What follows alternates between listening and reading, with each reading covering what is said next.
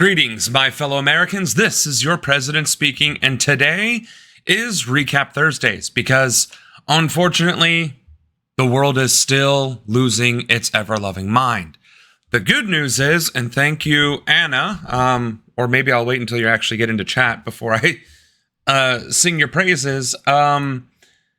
We are going to start integrating some good news into our streams because yesterday was bleak. I mean, let's be very honest. Yesterday was very actually bleak.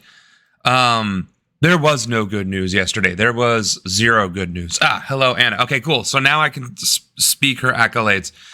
Anna recognized that I was beside myself with anger yesterday during the stream discussing, all of the world's basically lockstep support of Israel and the genocide of Palestinians and how fascism is a rise everywhere. So realizing that I had no recourse other than to follow what was in our list because that's what we had for the day, she made a couple of backup lists to discuss things of a significantly lighter nature so that we can cool off, let our hair down, breathe, and then get back to the suck.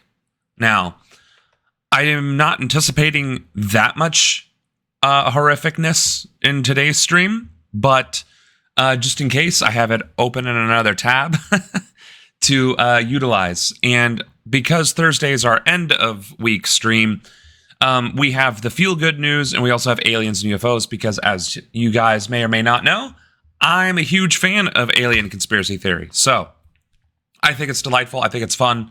I think it's interesting too.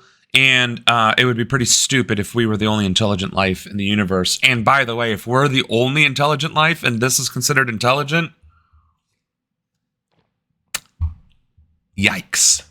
So with that being said, not much to really build up. Yeah, that's right. We stan aliens. So we will get right into it with some outstanding news, actually. In a highly controversial move, a federal judge in New Hampshire has blocked President Trump's executive order ban on birthright citizenship.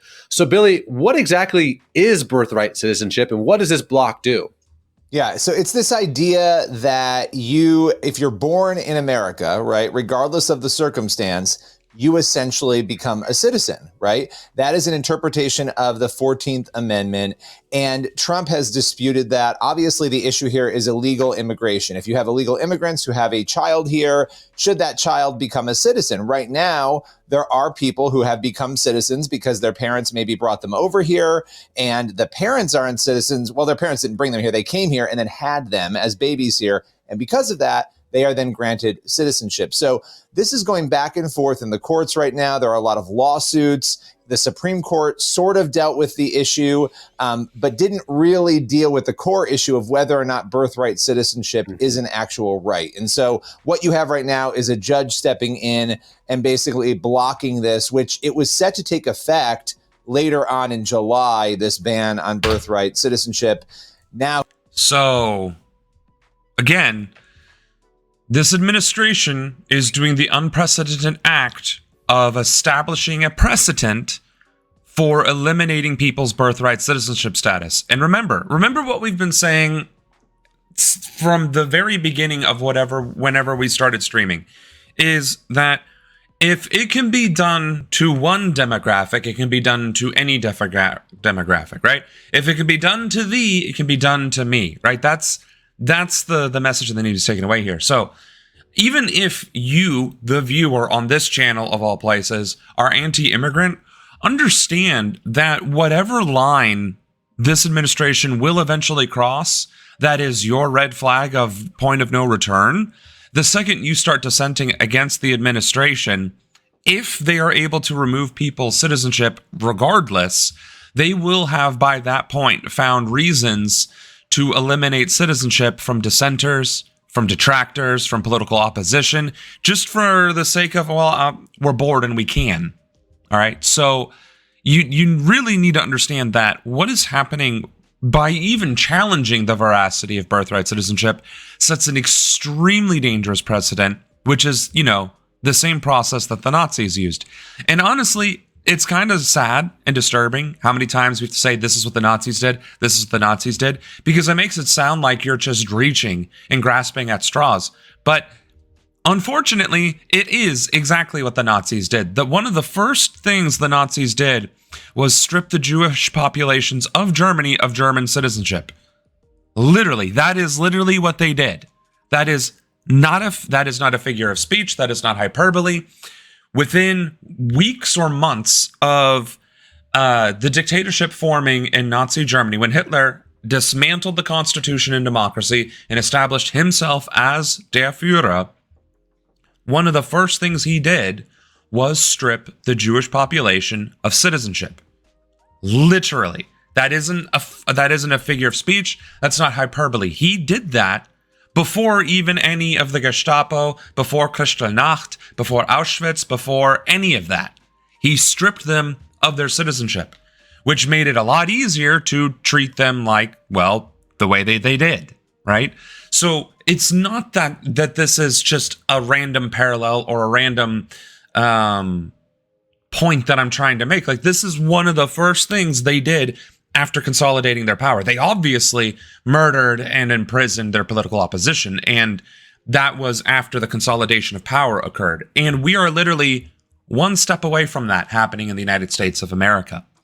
And to a degree, it's already happening. Granted, it's not that political opposition is being murdered, although not by the state at any rate. MAGA supporters have already taken shots and killed Democratic elected officials.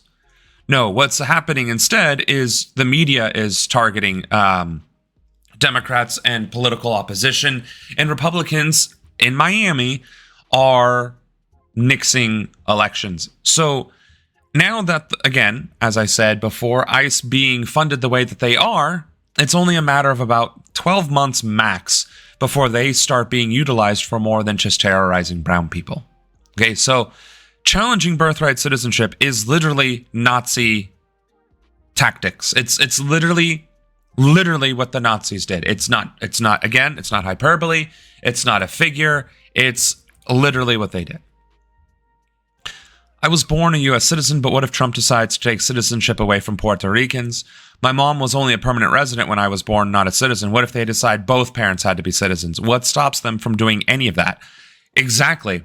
And if you're a military brat, chances are there's a very, very, very, very good chance that you were born overseas, maybe on a military base, maybe on in a foreign hospital. But chances are, if your parents were stationed overseas, or one of them, they probably got married to somebody from overseas. That's the nature of the beast. So how many veterans, how many retirees, how many honest to God war heroes would lose their citizenship under those same circumstances? And that's literally the next steps, right? First, you have the ability to strip people of citizenship. Then you target a demographic, in this case, Latinos. And we're already doing that. As a country, we're already doing that. Well, Puerto Ricans are American. They are an American territory. They are as American as you or me, right? But the reality is, they're a territory. So the first people who are going to lose their citizenship rights and access are going to be the territories. That's baseline. That's the first thing that's going to happen. The second thing that's going to happen is Native Americans are going to lose their citizenship. Which I know what you're thinking. Well, they're not Americans anyway, or technically they were here before America. So how does that even work? I believe it was an Obama era piece of legislation that actually granted them official citizenship. So he hates Obama anyway. So that's like the next thing that would go. Then the very next class of people who gained their citizenship based off of treaties would have been Mexican Americans who had been assimilated after the Mexican-American War. Now, again, that was 100 plus years ago, 150 years ago or so, maybe 175 years ago, whatever the case may be. So actual honest to God Hispanic Americans, actual Latino Americans who were here for the past 150, 75 years or so, but are brown, but can trace their roots back to that treaty, would also be targeted. Then what happens? Then you go after people who just got their citizenship. They're foreign spouses. And then you go after workers, then you go after until you've cleared out all the demographics, right? You go after all the demographics, and then you have black people and white people left. Well, what do you think is going to happen next? They're going to strip black people of citizenship every time they commit crimes. And who's the most heavily policed demographic in America? Black folks. So now it's like, well, you sold crack. Now you're going to lose your citizenship. Oh, you got into a fight. Oh, you're going to lose your citizenship. Oh, you stole $20. Oh, you're losing your citizenship. And all it's going to do is empower this government to act with more impunity and authority against its citizen population. So this is not okay. Like this is the alarm bell ringing. I don't know. Like this is air raid sirens level of problems. Like this is nuclear warning seconds before it hits. Like this is the final precipice of democracy left is our birthright citizenship. Once that gets stripped away, there are no barriers left to this administration because they're ignoring the courts. They will ignore this. They will keep challenging it. They'll sue or they'll push it forward and ignore it. Either way, or they'll find a different way to strip people of citizenship. They'll start charging more and more people with terrorism and then pass something to say that if you're charged with terrorism, you can have your citizenship stripped, which we're seeing is essentially what's happening in the UK, which is what we discussed yesterday, right? So like this is beyond the pale. This is no shit, no joking. Like, I don't give a damn if you voted for Donald Trump. I don't care. I don't care if you're a conservative. I do not care. I do not care even if you believe full-heartedly in this. What I do care about is that you recognize that your loyalty and your support of this administration means nothing to them. You are useful idiots until they can establish their power base. Now, no matter how entrenched their power becomes, it's always capable of being destroyed from within and from without. Like, that's the reality, right? Man-made systems can always fall to pieces. Even if they have robot armies, they can eventually be hacked. Even if they end up, causing a civil war, they can be toppled. Even if we have fully entrenched fascism, we have seen South African apartheid fall. We have seen fascist dictatorships that span 40 years, that span generations, crumble to dust. Okay, we've seen it happen. It will happen. It's an eventuality. But it doesn't need to exist in the first place. You see what I'm saying? So we, the people, can prevent this shit from happening outright.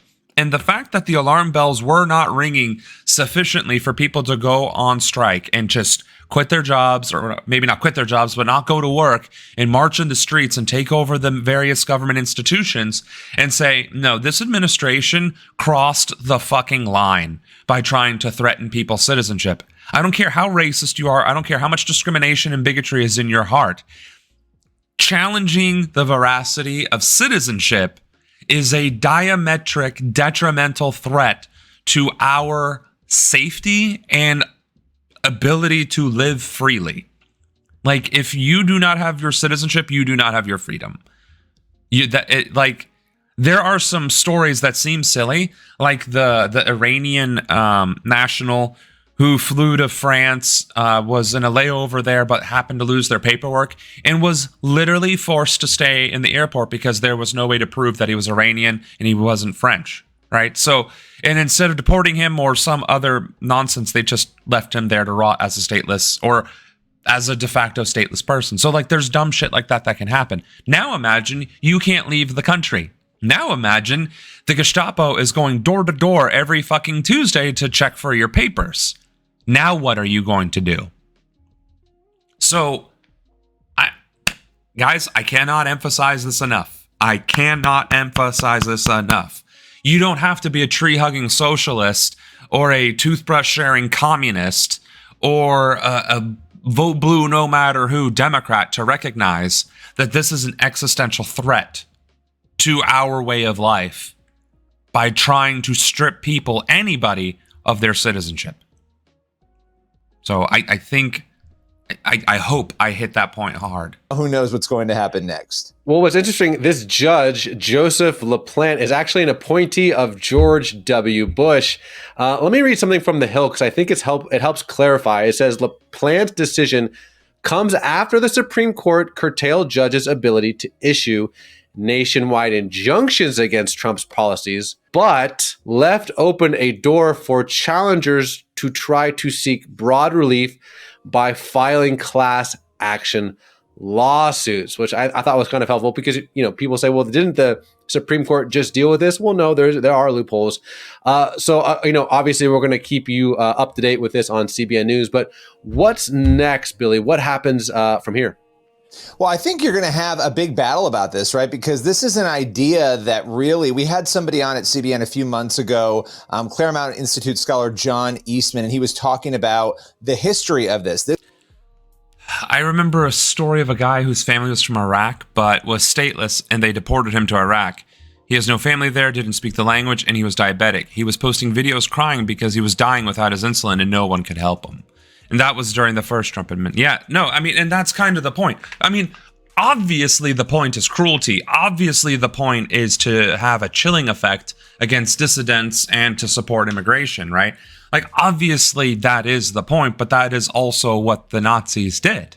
Like, again, this is out of the Nazi playbook, which was out of the Manifest Destiny playbook. Like, I mean, it's just going round and round and round. And the people who are most known to have done this are just so happen to be the Nazis. In history, they were the ones that did this shit, did it the most and in your face and most systematic. So now when it happens post World War II, it just is, well, it's what the Nazis did.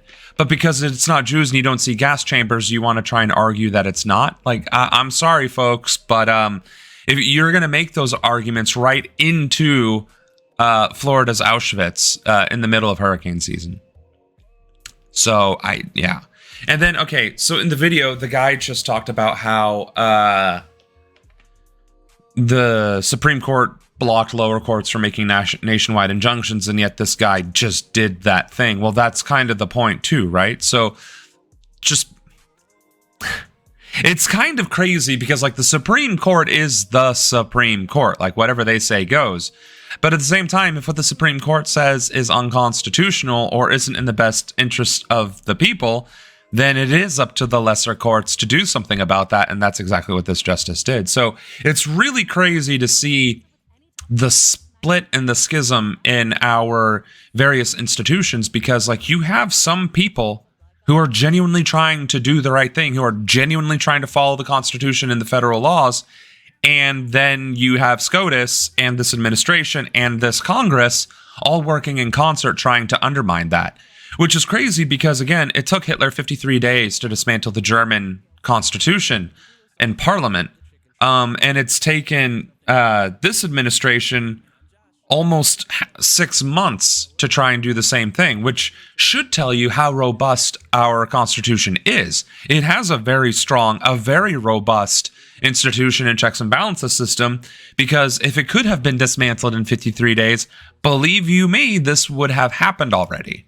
So the fact that there has been so much pushback and resistance and delay means that there is time to salvage what remains of our republic. And that's what we need to focus on. The lower courts need to fight back since the SCOTUS is rogue and illegitimate at this point. No, and that's the thing. There are, 3 justices that were appointed by Trump? I mean, at least 3, right? So, how many of them? Was it 4? How many justices were appointed by Trump? 3 justices. Okay, I thought that was correct. So it is. And, I mean, a third of the courts are siding with him on everything. And, well, not everything. There were some unanimous decisions against him. But, functionally, the Supreme Court is in his pocket and ruling in his favor on most things. And what few things they are ruling against him in are detrimental, are diametric, are like the last vestiges of democracy. But how much longer until the pressure builds against them? Because the more they capitulate, the more Congress enables, the more the administration reaches, the more influence and power they end up having. Now, granted, all power and influence is perception, but that's the problem. Perception is also reality, especially when it comes to politics. So it's pretty insane what we are seeing. It is pretty insane. This goes back very, very far, really trying to figure out, well, why was the 14th Amendment added to the Constitution, right? What was the history behind that? And so you're going to have to really, you're fighting a battle that goes back to 1866. He said at the time there was an attempt with the 14th Amendment to clarify, to codify the Civil Rights Act of 1866, but he said there was no court decision, no formal pronouncement granting this birthright citizenship. He talked about a number of the Supreme Court cases that had unfolded over the years. The one that everybody sort of points to, and I just want to give this history because it is important, United States versus Wong Kim Ark. It was an 1898 case. So over 100 years ago, it was a guy who was born in San Francisco to Chinese parents. Those parents were permanent residents, but not U.S. citizens. And then he was later denied re-entry to the U.S. after a trip to China. And so that was a Supreme Court case. It was ruled 6-2 in his favor that he was born in the U.S. and that because of that, there was citizenship. So we have to clarify this, right? It's going to be a bigger battle. I wouldn't be shocked if it made its way back at some point to the Supreme Court. Almost certainly. This idea of, quote unquote, anchor babies. This is something that, when we touch on different political subjects, it elicits a response. But this particular subject, wow, look at the comment section. People have very, very. You see, I don't like this guy. He's like, oh, wow, look at the sensationalism. Oh, wow, look at the comments. Oh, look at, again, you are CBN News. I'm assuming that's an independent news network of some sort. I can't imagine that they're like an actual, what does this even stand for?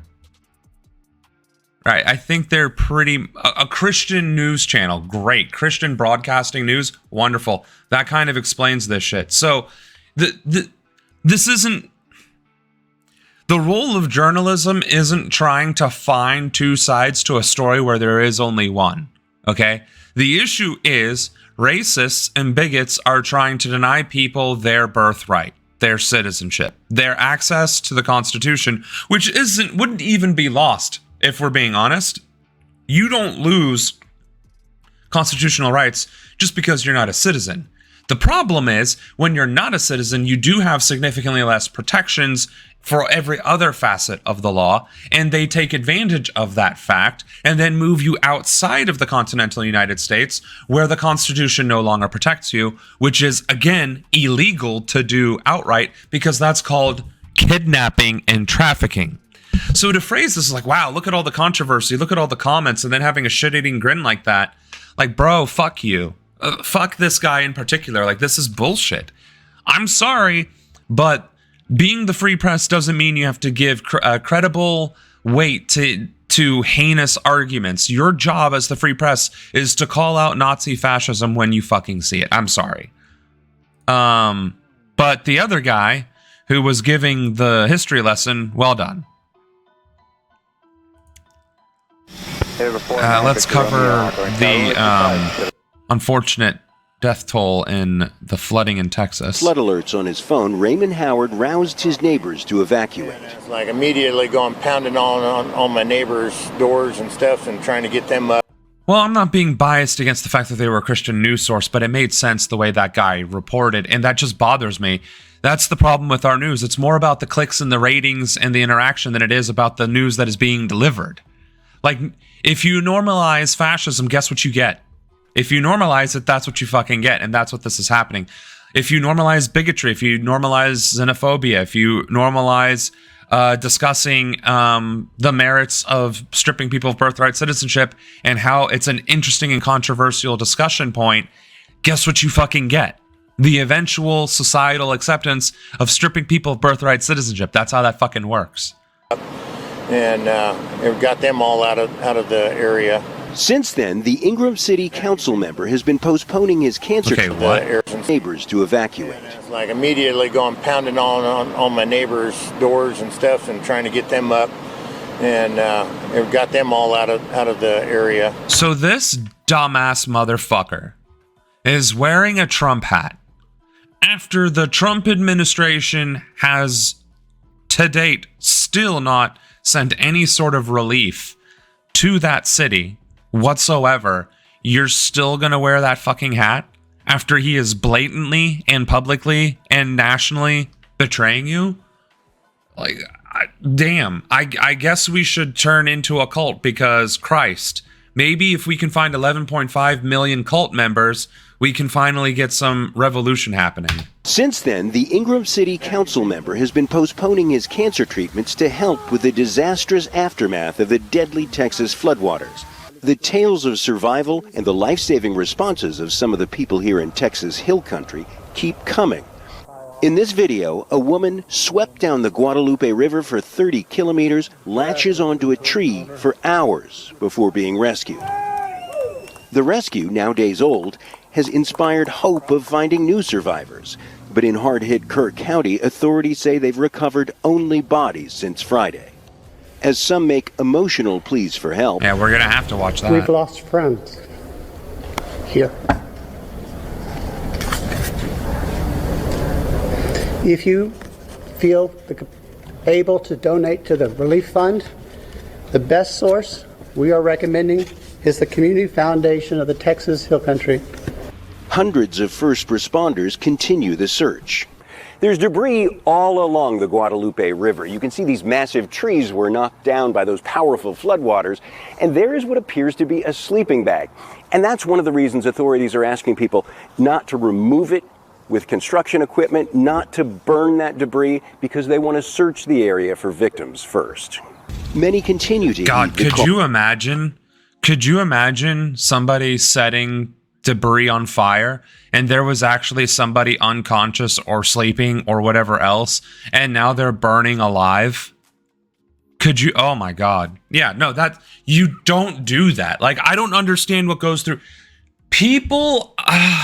This is exactly why I said a stateless society is not possible with humanity at our stage of development. We are too collectively stupid, ignorant, and selfish to actually thrive on our own without some sort of guidance. Does that mean we need to be told what to do? Does that mean we need an emperor with no clothes to dictate everything to us? Absolutely fucking not. But what it does mean is that there is dumb shit like this, where we need people in charge whose job is to deal with that, and everybody else needs to stop and fucking listen and understand and perhaps even recognize that they are not John Wick, or that they are not Jack Reacher or some other fucking folk hero that we've seen in movies lately, okay? You're not them. You never will be. You just aren't. If you were, we'd know about you, okay? They'd make a movie about you. And the fact that they haven't should tell you everything you need to know. So let the emergency aid workers and the emergency staff do their jobs and assist if they ask for it. But Jesus Christ, do not act on your own. All for help. I mean, totally different aspect of volunteering and paying it forward. I don't know where people show up, just wanting to help. That's just amazing. As crews continue to search for the missing, the long road to recovery begins. John Hendren, Al Jazeera, Kerrville, Texas. Now, see, I'm going to be very political here right now, and I'm going to be very, very harsh. And people who will watch this or who are watching this now might judge me harshly for it, but I'm going to say it anyway. You just saw the entire community of Kerrville come together and talk about hardship, about coming together due to loss and struggle, and we should all band together and donate to the relief fund and this, that, and the other. And let me ask you a fucking question. How the fuck do you think Palestinians feel? How the fuck do you think the people fleeing Venezuela and other war-torn countries and victims of U.S. imperialism do you think feel? How the fuck do you think Syrians feel and Yemenis feel? How the fuck did you think the Iraqis and the Afghanis felt during the global war on terror for the past 25 fucking years? Like, I'm sorry. How the fuck do you think Latino Americans feel right fucking now as they are being tortured, harassed, kidnapped, and hunted and trafficked like fucking animals by ICE, by this administration, and bounty hunters and law enforcement and citizens who are pretending and masquerading to be them? If you can feel sympathy for Kerrville, then you should be able to feel sympathy for the living, breathing human beings this administration is fucking terrorizing, and you should be able to put two and two together. Your failure to do that is a failure on yourself as a human being, and perhaps society for crushing empathy. And I'm autistic. I don't get social cues from fucking anything. But even I can understand that what they are dealing with is an equivalent but lesser hardship than actual fucking genocide, or having gangs and cartels or war or famine or economic destruction ravage your entire country.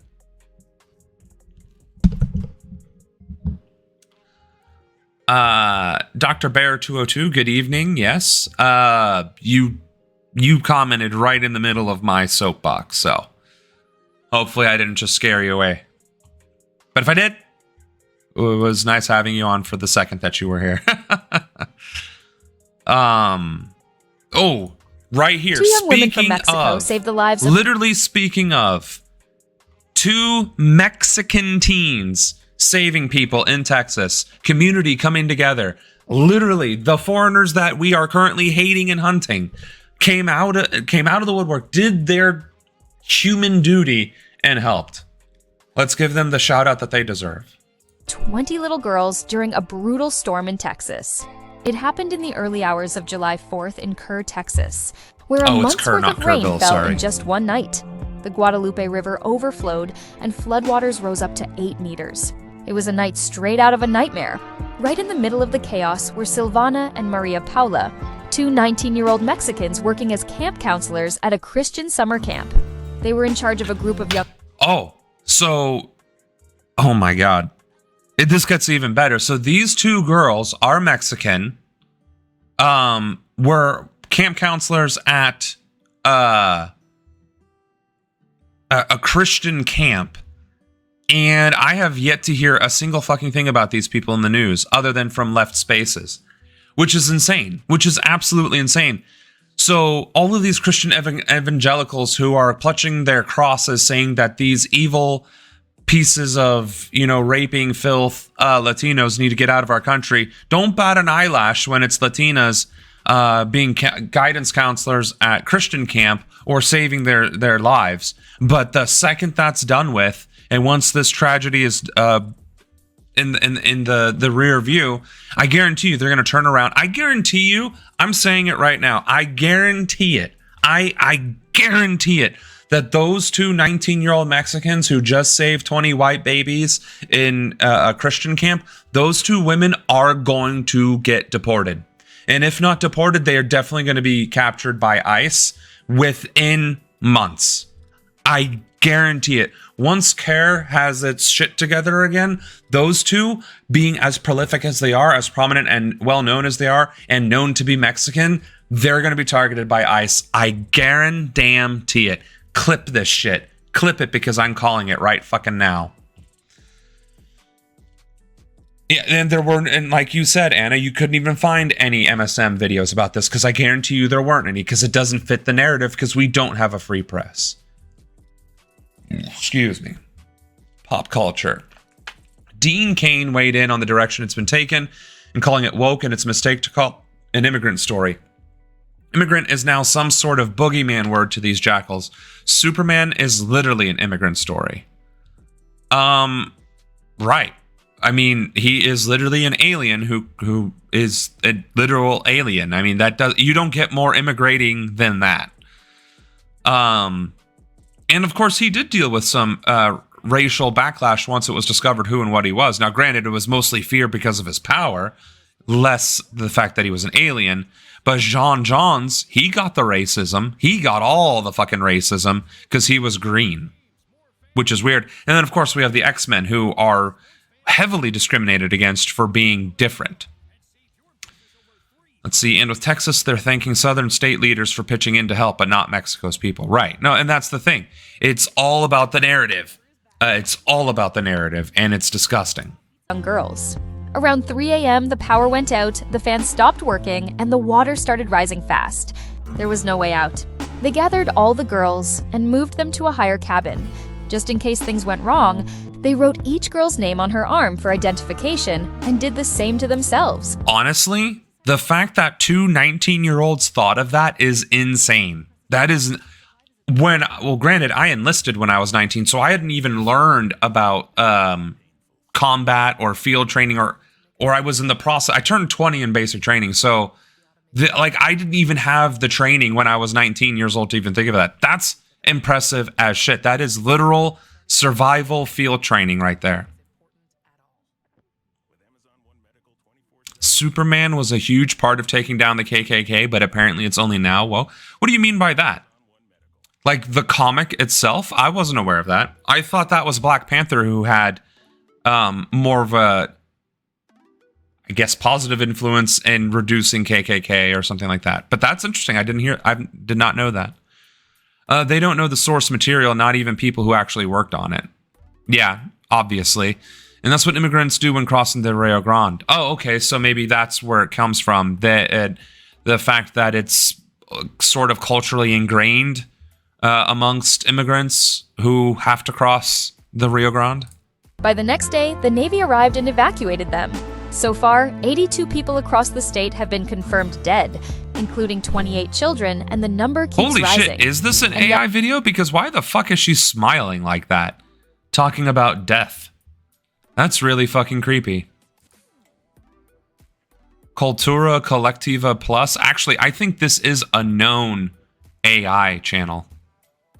Actually.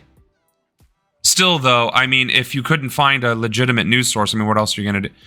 No, I did not realize it was AI. I was just trying to recognize the AI in it, if that makes sense. Like, what really made it stand out as AI, and it's the smiling during the fucking in the middle of so much tragedy, this story stands out. Silvana and Maria Paula aren't celebrities. They don't wear capes, but they saved 20 lives with nothing but courage. Now tell me, what would you have done in their place? Yeah, no, I mean, it gave influencer vibes at first, right? Like AI influencer vibes, but the constant smile and all that shit, yeah, that oof, that's bad. I mean, what else are you gonna do, though? I mean, there's probably not... I bet if we typed it in, we still would probably find more AI garbage than anything else. We wrote their names on their arms, this is a better one. So we could identify them in case of a tragedy. We did the same with our own names. As a deadly flash flood tore through Hill County, Texas, two 19-year-old Mexican women didn't panic. Let's see. In 1946, the Adventures of Superman radio show story arc Clan of the Fiery Cross exposed a large amount of the Klan's crimes to the public. Nice. Okay, well, go Superman. Hell yeah. Comic books have been woke and based since the beginning. They led. Silvana Garza Valdez and Maria Paula Zarate were counselors at Camp Mystic, a Christian summer retreat. So they aren't sisters? When disaster... What? So the AI one that we watched was apparently wrong on top of that. So I feel like this was an AI script as well. This person might be real, but the AI, it just has that struck AI vibe. In the early morning hours of July 5th. The two sprang into action as the Guadalupe River began rising rapidly, guiding 20 young girls in their care to higher ground while chaos unfolded around them. The flash flood was triggered by an intense overnight storm that caused the river to rise 26 feet into the safe. The weight of the disaster began to sink in. Silvana said, "Thank God we were fine, and most of them were rescued. Obviously, we were going to pray for those who were missing." The most recent count from the Associated... Yeah. So, I mean, it's mostly the same, but still, I mean, kudos to these girls.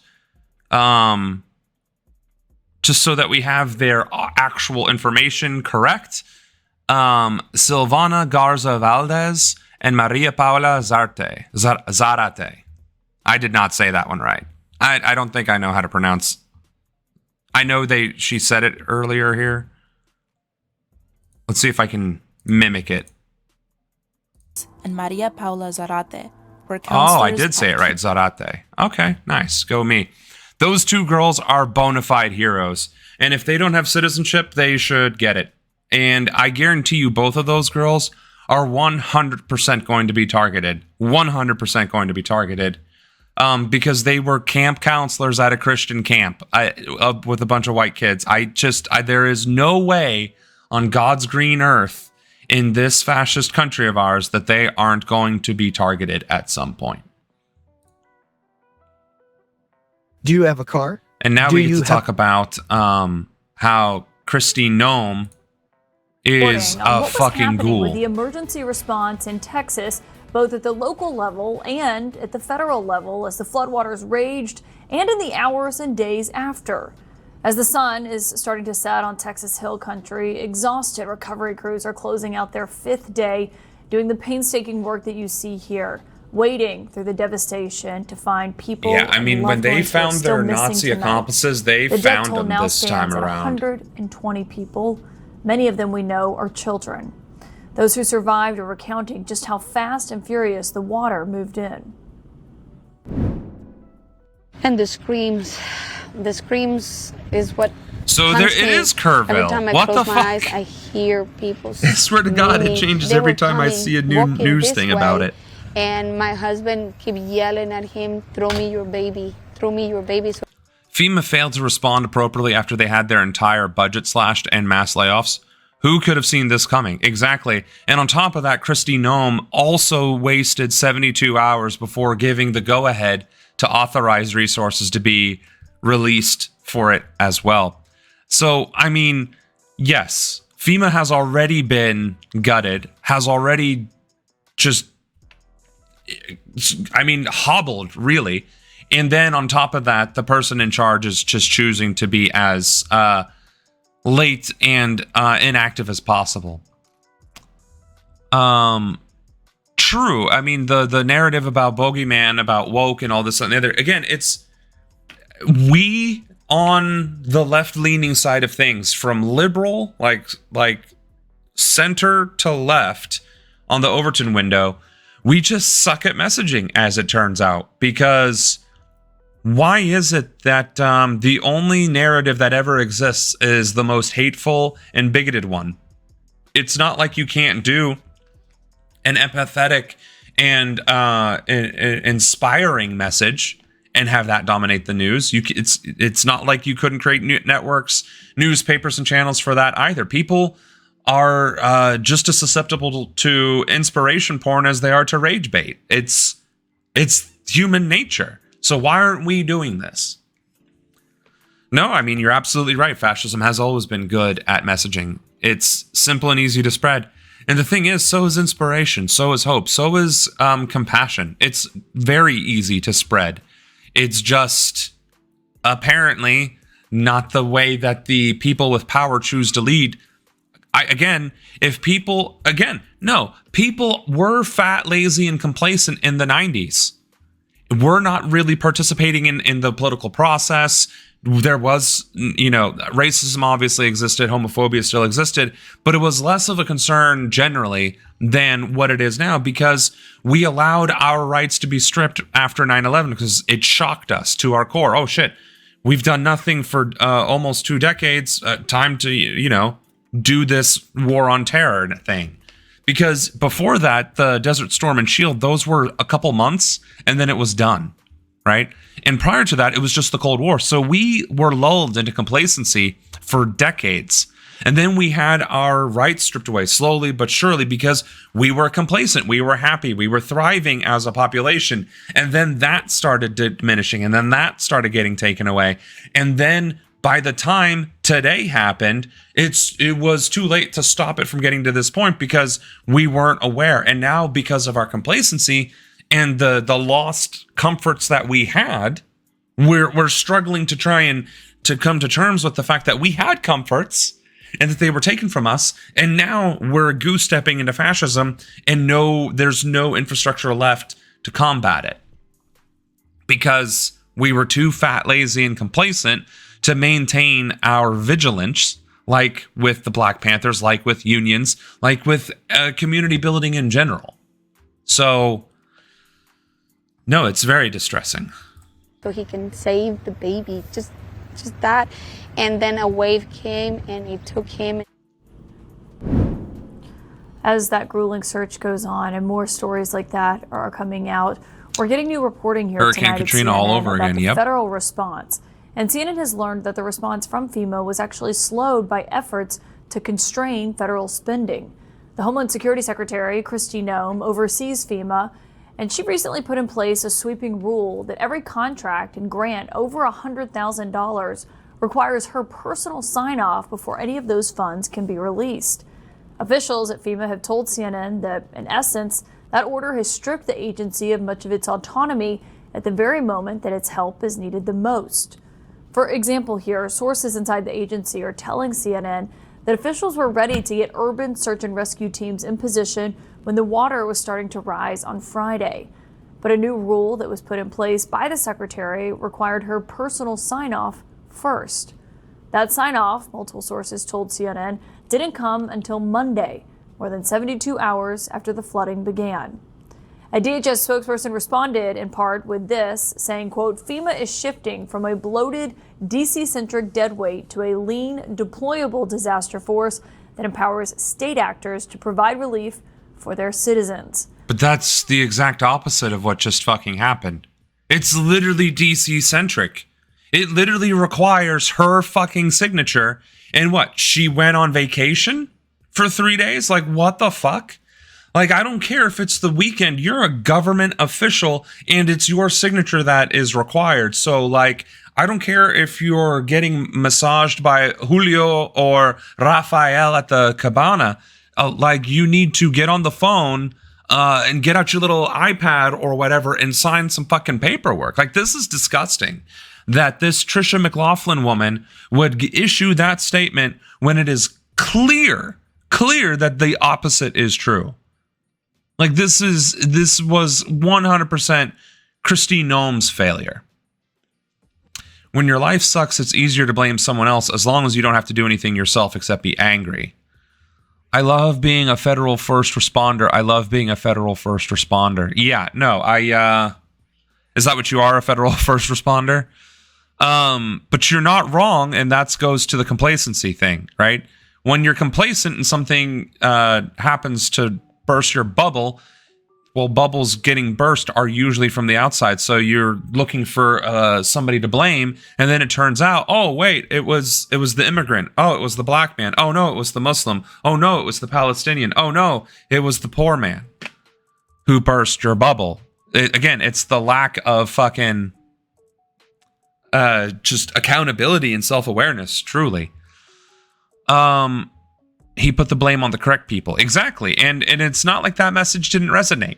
It's not like we couldn't reclaim the narrative and blame capitalism and billionaires specifically. I just don't get that. Bro, honestly, I might have to have a sidebar with you and be like, hey, would you be willing to go on the record in an interview?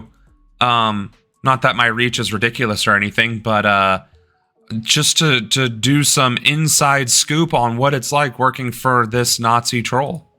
We're going to get a live report on the ground in Texas, but I'm first joined on this new reporting by Deanne Criswell, who is the former FEMA administrator under President Biden. And Administrator, just given your expertise on this and on these new rules that have been put in place to rein in federal spending, which obviously we know has been a big goal of the administration, but when you're actually on the ground in a moment like this and making those split-second decisions, what rules would something like this have meant for you in a moment like the floods in Texas and as that's happening?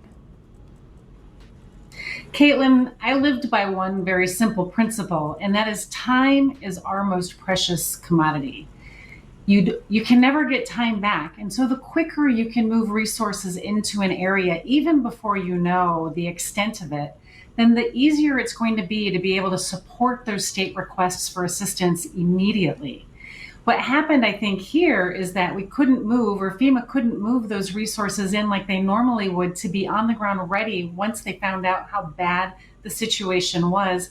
And you lose time. And that's time that can cost lives in the end. And so it's really important for emergency managers to always be proactive and thinking ahead and getting resources in place. If you don't need them. Oh, our first ad of the stream. Let's go. We'll send them back. It's better not to have them, not to need them and have them, than the other way around. So, and again, this lady was the Biden administration head of FEMA, and she doesn't even have the courage to say that, well, when I was in charge of FEMA, we didn't lay off the entire department and got the funding for it, so the ability to rapidly respond to a natural disaster wasn't a detriment, it wasn't impaired. However, the right way to respond to this disaster would be to be on the ground with as many resources as we can muster to the region in anticipation of state requested support. And then when we provide that assistance or support, we at least have something on the ground ready to go instead of waiting 72 hours, seeing what the issues are, and then mobilizing a fraction of the resources that we need. Again, this is not difficult shit to do or say. Why? You have nothing to lose, lady. You are no longer in government. You have your pension, you have your career, whatever it is. You got it. You're set. You're taken care of, as they say. Like, say the fucking thing.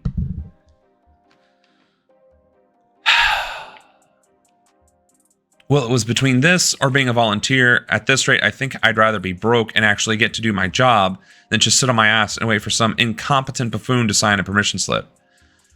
Yeah, wait until Trump starts taking the pension. No, you're absolutely right about that. And I can't blame you there either. Of course, I'm not working for an actual sociopath. I am working for a corporation, so it's pretty damn close.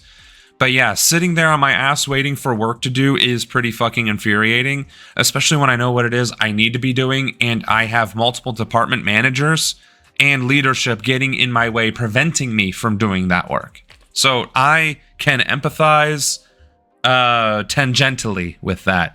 But being a first responder and being told, you're going to have to sit on your thumbs and wait while people are dying, I don't know how you can even do that. I'd be like, fuck you. I'm not obeying that order. You're ordering me to allow people to die. You can go fuck yourself. I served my country in the Air Force, and I'll be God's damned if I allow nature to kill people on my watch when I can do something about it. Like, that's fucking insane. Yeah, I don't understand this whole decorum thing. Like, I am so done with decorum. It's not even... I have a YouTube channel for the streams and a YouTube channel for being president, okay? And on the president, I have decorum, but I am still quite intense and angry in those videos because how can you just remain calm and gently talk about the literal deliberate dismantling of our institutions and our safety mechanisms that have been built into place to prevent or at least mitigate the damage of disasters like this? I don't know how you can remain calm. I can't. I could not. Unable to can. Could not be me. Can you just put in perspective, $100,000 obviously is a lot of money. And so when someone reads that, they say, okay, well, that's a pretty large expense. But if you're operating from FEMA's perspective, typically or sometimes these responses can soar into the billions of dollars, depending on just the severity of them. If you're inside FEMA, does that seem like a small expenditure? Is that a pretty small thing that you need to get the Secretary of Homeland Security's sign off for? When it comes to responding to a disaster and starting the recovery, there's very little that the federal government in general supports in those situations that's less than $100,000. And so what it does is it takes away the one critical aspect that FEMA has, and that's the agility to move fast. We don't ever want to be late to need. And so now with this added layer of approval that's out there, it just makes it harder for them to be proactive, to think ahead and get resources in place ahead of time. So I was going to say, like, $100,000 during a natural disaster is probably people's salary at best, and probably fuel costs and travel expenses getting the equipment out there. Like, $100,000 is probably within, like, that's probably what's spent on while you're on the phone requesting FEMA aid. Like, you're spending $100,000 probably every second during that phone call, getting everything up and running and spun up. It's insane.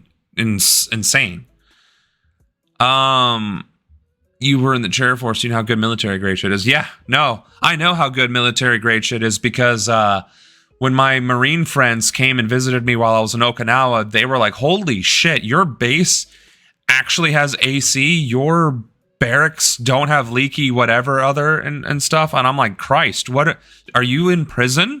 They're like, we may as well be. And then, yeah, military equipment, generally speaking, is cheap, is the lowest fucking bidder. Smart enough to join the right branch. True. Quality of life was definitely the best in the Air Force from what I have heard. Because even though the Navy has pretty high standards, if you're stuck on a boat for 6 months every 2 or 3 years, that still fucking sucks.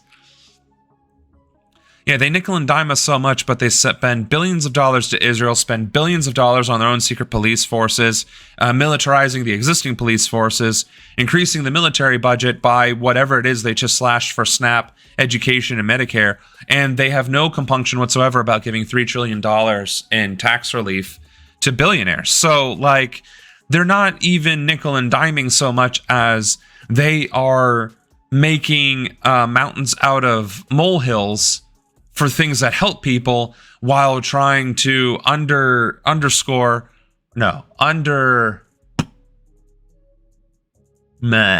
can't think of the phrase now. But lessen the impact of 3 trillion undermine the impact of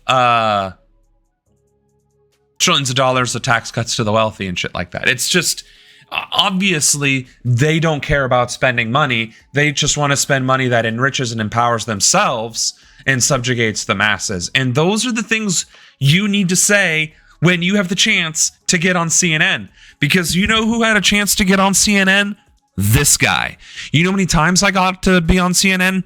Twice. Once for a debate and once for an after the race interview. And you know what I did both times? Used my 5 seconds of fame to shout out people who were doing the work and to condemn this government, well, that government at the time, for doing dumb shit.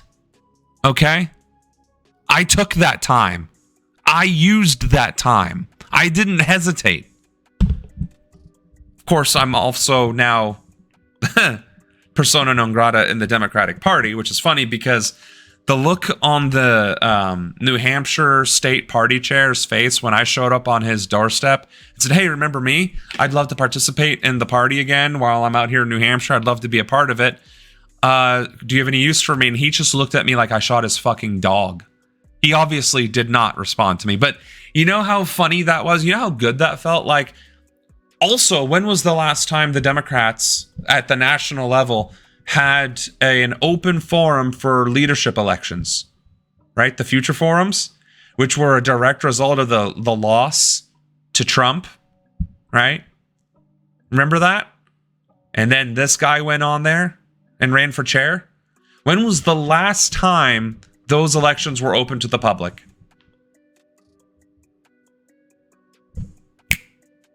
So I might not be a household name like AOC or Bernie Sanders or Jasmine Crockett, but let me fucking tell you who made a goddamn impact at the national level. This guy.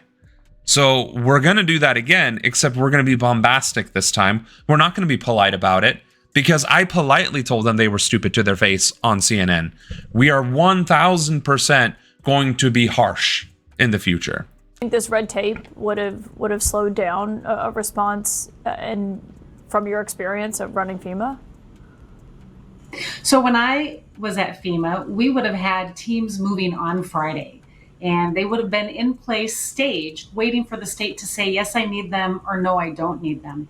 And so they had to wait until Monday from what I understand, to even be able to move them, where they would have been moving on Friday and they would have been in place even before this approval came through on Monday. President Trump has said that he wants to see states weaned off of. See, even that response, this is what I would have done. She was waiting for you to condemn the response of this administration, and you're not doing it. Like, I don't stand CNN. I'm not a big fan of MSM. But like, when they're actually doing their jobs as the free press and giving you the opportunity to tell the truth and speak to the people about, like, they are partially directly responsible for the deaths, or at least the magnitude of devastation and the lack of responsiveness, that this administration is directly responsible, you could say that. Christ. Come on. He said this before what happened in Texas. I tried to ask him yesterday if he still feels that way and wants to see that happen, and he said he would tell us later. But we have seen the Secretary, Kristi Noem, who at a cabinet meeting in March, I believe, said that she believed FEMA should be eliminated. She's repeating those calls tonight, saying that this essentially should be something that's out of the federal government's hands and in states' government's hands. I want everyone to just listen to what the Secretary said in her own words.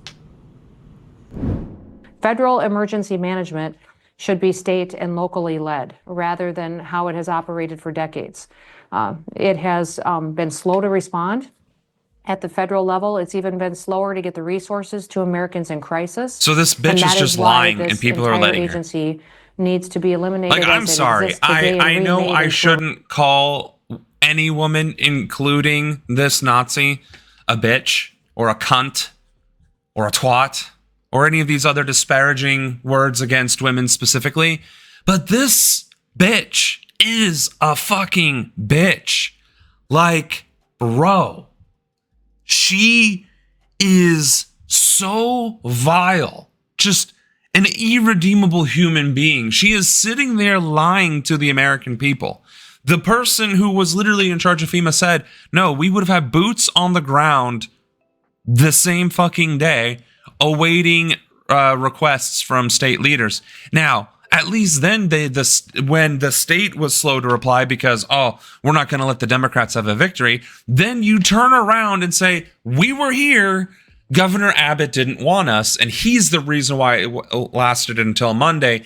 They are the fucking problem, not me, because we were fucking here and we were screaming at you to let us do our fucking jobs. Yes, state resources are even better, especially considering most southern states don't have the economy to even have things like this. They're the ones that rely on federal bailouts the most. And I'm not saying southern states just because they're Republican. I'm saying that because economically speaking, their GDP is insufficient to cover the costs that they need to cover domestic needs. Because they don't invest domestically. They invest in, again, law enforcement and enriching themselves. The reason why New York, California, Massachusetts, Washington, Oregon, Colorado, and for a very long time, Ohio, were economically sound and relatively independent states is because they invested in their community. They invested in their state in developing the domestic economy. They didn't just invest in prisons and militarizing their police forces. They actually invested in their schools and their agriculture and their business, in making it easier for people to buy houses or to start businesses or to be part of the economy. That's why those economies are so fucking strong. And why every other economy in the country isn't. Because they are focused on the wrong fucking things. And I swear, sometimes when I talk about domestic policy, I feel like I'm screaming at children, and I feel bad because in reality, the children are adults and the adults should fucking know better. But we have a literacy rate of less than 50%. Or was it less than 70%? No. It's 50% of Americans can't read again above a 5th or a 6th grade level or some shit like that. Like, that's To me, that's the literacy, right? Like if you can't even read at a 5th grade level, but like you're illiterate. Like literacy isn't the ability to be able to read the written language or to speak the language. It is to actually be able to grasp information. And that probably doesn't even happen until like senior year of high school. So like if you're not even reading at a 12th grade reading level, how are you going to read and understand legal documents or policy or economics or what's happening in your local government? But clearly the education needs to be defunded. And clearly we need to lower the entry standards to the military so that we can expand our military, so that we can have people who are blind and obedient. Because, you know, who needs an education when all you need to do is be a corpse overseas as a bullet sponge? I used to be a volunteer down south and I had 3 trucks with expired hoses and a bunch of Bubba rescue gear that only worked through hillbilly black magic. Right. And that's the thing. If you don't have the education to understand how your equipment even works or the ability to figure it out, you still can't be an effective warfighter or rescue person or anything, because guess what? If your gun stops working and you have no idea how to field strip it, even if they try teaching you or they stop teaching you because, well, you just need to know how to point and shoot, then guess what? You're going to get shot. That weapon's perfectly manageable. You just didn't know how to unjam the rifle. Like, or what if your comms guy goes down? Well, I don't know how to use that thing. Guess what? Now you just lost contact. Now your theater, your section of the combat unit is falling apart, which will have rippling effects across the entire combat theater. Like, no,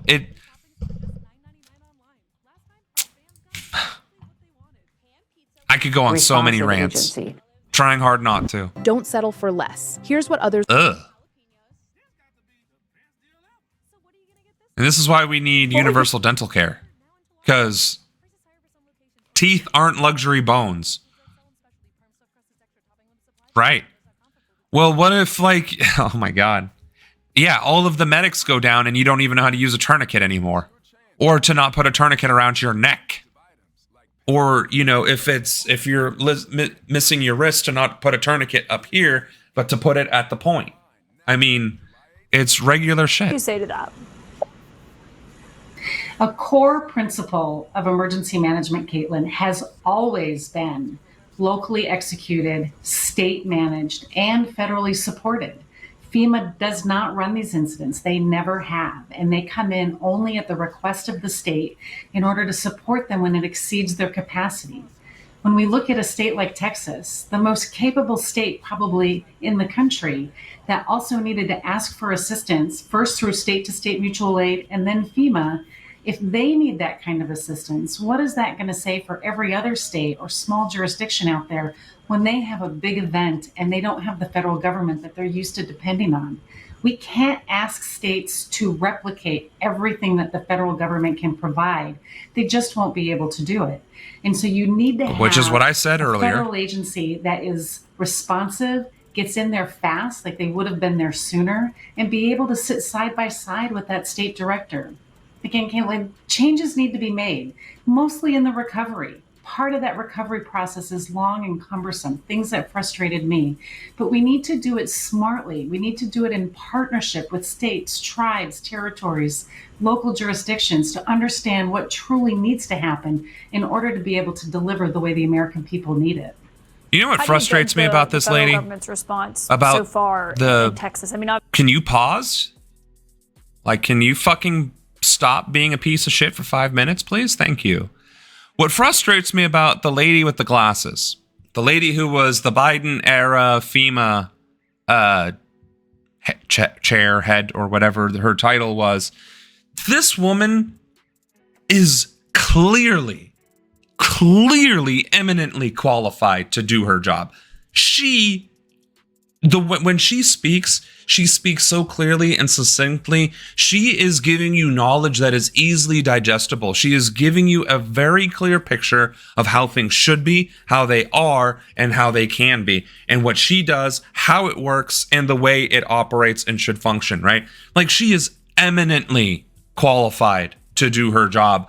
I would hire her as president my damn self. In fact, Anna, write her name down. She is number 1 on the short list for FEMA response if she wants it in 2029 or sooner, depending on the revolution, right? But this woman cannot, for the life of her, condemn the piss poor management and failures of this administration, which gutted her agency, which absolutely decimated its responsiveness. I don't know. She is clearly one of the most apolitical individuals on this planet, or maybe she's just so tunnel visioned on her actual task. I don't know. Maybe she is that autistic. I have no clue. It makes her an outstanding head of FEMA, but an absolutely terrible person to be interviewing to try and get a reaction and a contrast to this administration. Again, fantastic woman, outstanding professional. Would add her to my cabinet in this position 10 out of 10 times. But damn, you need to learn to speak out against injustice. That is your failing right now. Obviously, we have this reporting on what FEMA officials are saying they experienced from 2 very well-sourced reporters here at CNN tonight on this. I just wonder, though, from your perspective since Friday, what you've made of what you've seen, and if you think that they've done a good job, or if there's room for improvement in your view. Well, first, I just want to give credit to the Coast Guard. They did such an amazing job in those first few hours after the flooding in rescuing hundreds of people. The Coast Guard is one of the best partners, not just with FEMA, but always with state and locals. And they always come in to help them when they have incidents like this, even if they don't reach a president. Yeah, but that's the crazy thing, right? Everybody shits on the Coast Guard and says all they do is, fish, do drugs, and swim and look sexy. But in reality, they are our number 1 disaster response unit in America. And they are part of the military. They are a core of the Navy, but that doesn't change the fact that they are extremely good at what they do and are constantly doing it. So, yeah, why don't we expand the Coast Guard and have them be our actual disaster response? Presidential disaster declaration. And so that needs to continue to be augmented. And I know that the women and men of FEMA are ready to support. There's people on the ground. There's not as many as I would have put on the ground, but I know that they're working closely with those state officials, those local officials, to make sure that they are going to get the resources that they need to help with this recovery process. Deanne Griswold, thank you for joining with your expertise. Deanne Griswold, is that her name? Wix. Oh, by the way, Wix is owned by Tel Aviv. It is an Israeli company. It is headquartered in Tel Aviv. Wix is absolute fucking garbage. Absolute garbage. Do not use Wix if you are trying to make your own website or host your own website.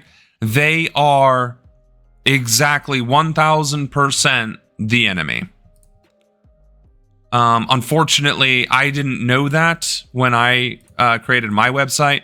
So as soon as that expires, I will be changing the hosting service to Squarespace or something in GoDaddy or something else, because I will not be supporting Wix if I can fucking help it. Now, I mentioned that we're learning more about what happened, not just inside the federal level, but also GoDaddy, inside the local something level, like that. as the questions about the response and what happened in the hours as these floodwaters were rising continued. Officials in Kerr County, Texas today have been defending their response and detailing County, and then how they managed to Kerrville. save hundreds of people in the first hour of that flash flood emergency, as we saw it playing out on the morning of July 4th. All right, so I think that's the meat of what we wanted to cover there. And actually, we're halfway through. So that's good. What else do we got going on here? The private prisons or ICE detention's making private prisons. See, I mean, I could get angry. I'm already getting close to that. But, I mean, we are making being Nazis a profitable industry. If I mean, that's what that's going to tell us in 18 minutes and 26 seconds is that we are profiting off of terrorizing Latinos, and we are going to eventually expand to every other demographic in this country as well. So,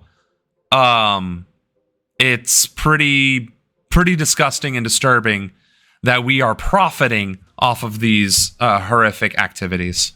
But that's the long and short of that.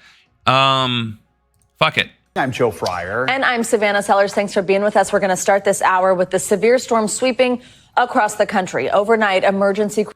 Do I think I'll become emotionally numb? No, I don't. Because if I was going to become emotionally numb to this shit, I would have already done so. It would have already happened because I've been going at it full tilt since April of last year, I think, is when we started streaming full time, or consistently rather.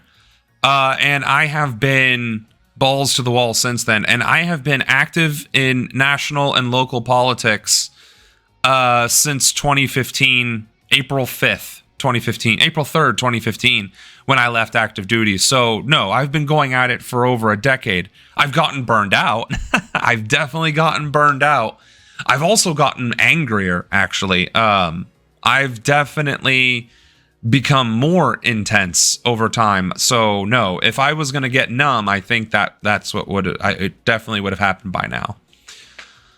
And we thought the only way you could be a profitable Nazi was in the movies like Schindler's List. Yeah, no, evidently not. Evidently, again, this is the crazy part. Apparently, the Nazis didn't even have to hide their shit. All they had to do is let Goebbels go crazy, and the Germans would have been having picnics outside of the gas chambers. So, like, what we are seeing is that brutality and cruelty can be normalized in society and live streamed, and people will still not riot or resist.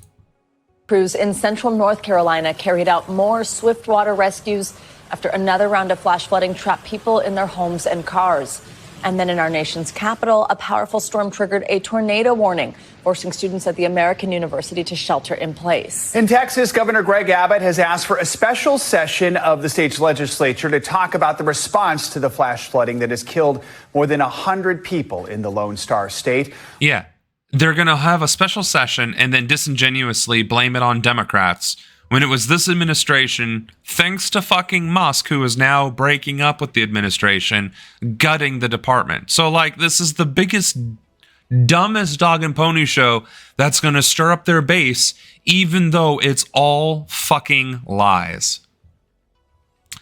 Yeah, at first, I used to think you were kind of schizophrenic. That was until I searched your name on Google. Schizophrenic, huh? Multiple personalities? Or no, schizophrenic is where I hear voices, right? So do you mean split personality? W.D.W. DeSantis is happy on his vacation. Yeah. All this as communities out west start to clean up from deadly floods there. This morning, we're hearing firsthand what it was like when a river in New Mexico rose nearly 19 feet in just a matter of minutes. One father was out trying to rescue his neighbors when he got a frantic call from his young children. They said that the bed was floating, and so they got on the mattress of the bed that was floating up, and they were holding on to the ceiling fan. There's only, maybe 2 foot before they were out of room and they would have drowned. Now these communities... Again, I have sympathy for the people of Texas and New Mexico who are dealing with these floods and all the other disasters happening across the country. It's not that I don't have sympathy for them. It's just that the way that everything is being phrased by the news and the people talking about it is extremely disingenuous.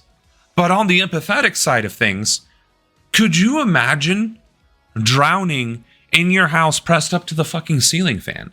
That's insane to me. That would be... Like, I didn't realize that was a fear I had until now. Thanks for that. Fear unlocked. Drowning next to my ceiling fan because of flooding that is that out of pocket. Like, that's terrifying. Like, this is terrible. And then again, the death toll is egregious.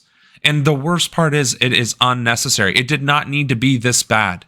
It never needed to be this bad. And in fact, we could have put any number of protections in place in these communities to mitigate the impact of flooding. But again, We don't care about global warming. It's a hoax. It's this, it's that, it's other. It's politicized. And then people fucking die. It's insane.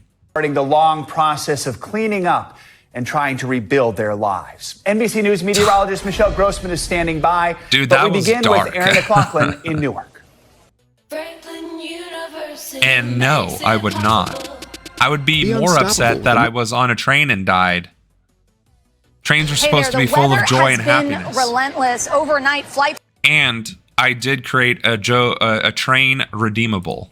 Were disrupted in the New York area due to that storm, part of a broader pattern that we've been seeing play out all week at the nation's airports. More than 27,000 flight disruptions and 2,600 cancellations and counting. And it was another night of relentless rain from the south to the northeast. In North Carolina overnight, flash flooding hit the Durham area. Roads and cars submerged. Further up the East Coast, I mean, there was a torrential... Isn't that how social programs have been made in this country in the past, historically? Great Depression happened. The federal government came and created jobs. After the Great Depression, FDR created Medicare, Medicaid, and Social Security to ensure that people would always have health care and retirement. Like, one of the worst economic disasters in all of history, which was again created by similar policies as this administration, but at that time, you would just think, like, hey, maybe all the bad shit that's happening, maybe we should actually give a shit about our nature, land, community, and population and do something about it. But instead, they are managing to twist it into, well, see, this is what happens when you let immigrants in your country. The fuck? How do you even draw those two conclusions? When I was a kid, we had a Cat 5 hurricane in PR. When the eye of the hurricane went through our town, my family and I went driving around to see the damage because my dad loved natural disasters. When we got back home, the biggest disaster was at our house. There was a mini landslide in our yard, and the yard of the neighbor behind us was in our yard. Right, that's insane. Also, your dad's crazy, or was crazy. A higher budget? Yeah, no shit, man. Actually, I guess I need to add that to my notes of things I need to do, which is discuss fucking improving FEMA response. Like, I didn't think that was a thing that needed to be discussed, but evidently it is.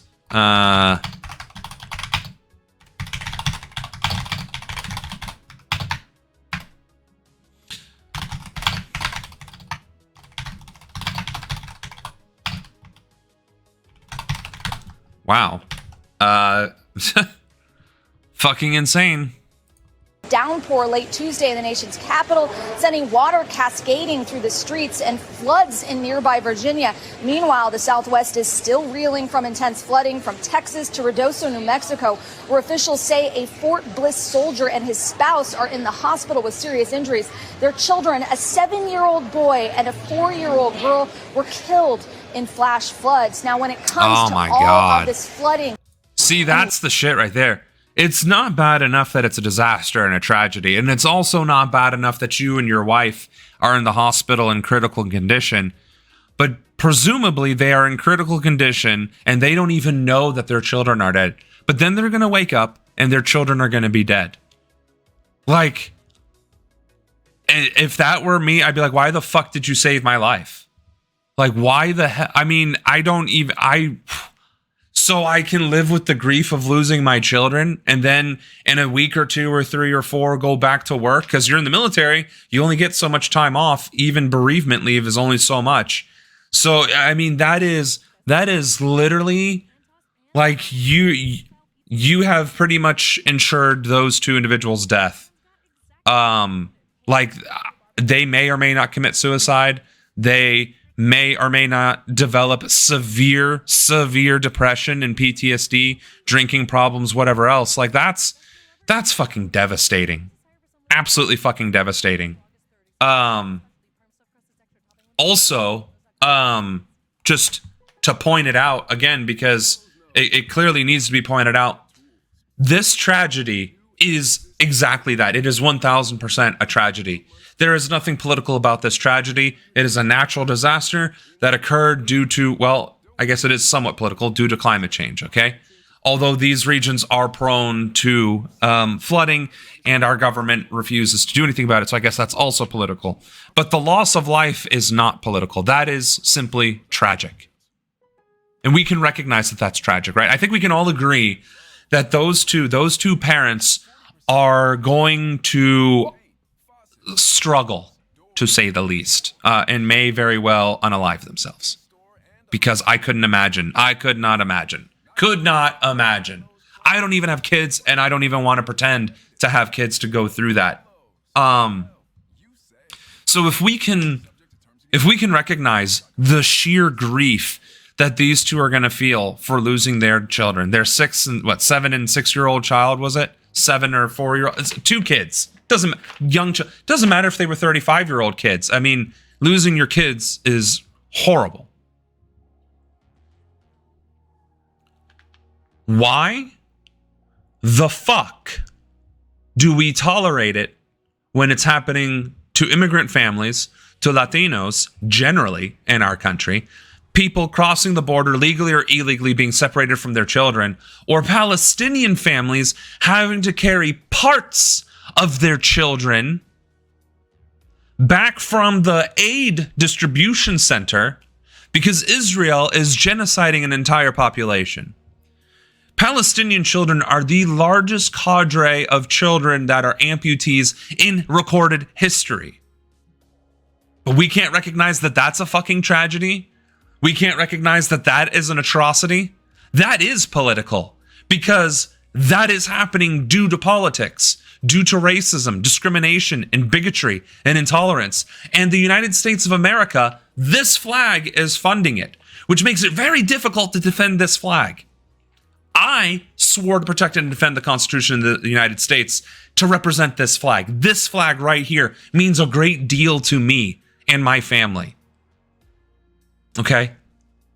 But it is difficult to defend this flag when it is this flag that is flying above the aid centers, and our munitions, our resources are being used by Israel to unalive children in Palestine, which of the 80,000 reported dead, the children make up at least 30% of that, 50% of that. So if we can recognize that the absolute devastation that those two parents are about to feel once they come out of their surgery and survive, and are given the horrific knowledge and news that their 2 children drowned in this terrifying natural disaster,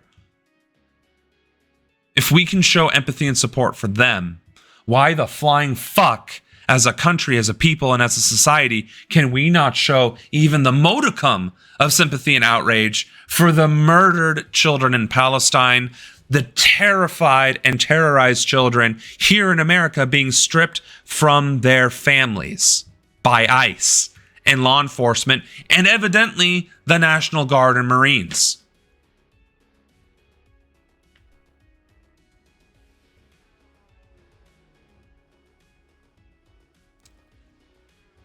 Oh, I'm sorry, I didn't even say the worst shit that's happening to those kids in Palestine. I'll leave chat for you guys to read. I'm a little too intense again, so my bad. Suffice to say, PSA. Rain that we have been seeing, scientists are pointing to climate change. They say that because the Earth's atmosphere is warmer, it holds more water, triggering all this rainfall and wreaking havoc on the nations. Apolitical, you're absolutely right. If 100 people die, it's national news, outrage, this, that, and the other. But if 1,000 Muslims die, people will literally make fun of it. Same with the children in Ukraine being put in mass graves. Exactly. I mean, Ukrainians have absolutely had severe loss of life during the past 3 or 4, going on 4 years now of conflict. And it keeps accelerating and decelerating and so on and so on. I mean, again, tragedy is happening all around us. Everywhere in the world it is happening, and we are funding it in most of those places. Like the United States of America is funding the tragedies in all of these theaters that we have mentioned. Excuse me. It's infuriating. Why does this thing just not play when I click on it? All right, Aaron, thank you so much. Let's get a closer look at these severe summer storms with your morning news now weather. Yeah, Michelle Grossman is here in studio with us. We don't actually care about the weather report. And we want anymore. Now we got to go help people customize. Seriously, fuck these ads. Maybe where's the fuck you, YouTube. Rainfall. We had water terms triggered flash flooding there. It was in an area previously devastated by wildfires around the remote town of Ruidoso. It's south of Albuquerque. Or even address that they are happening. At least 3 people were killed, including the 2 young children of a soldier, as you heard. He was on leave from Fort Bliss. Dozens of others had to be rescued from rushing water. From the New Mexico As of yesterday, at least 3 people are still missing. Video captured this home you're going to see here smashing into trees as it was swept downriver. As many as 50 homes were damaged. At a press conference yesterday, Mayor Lynn Crawford said several inches of rain dropped in just minutes, triggering this historic river surge.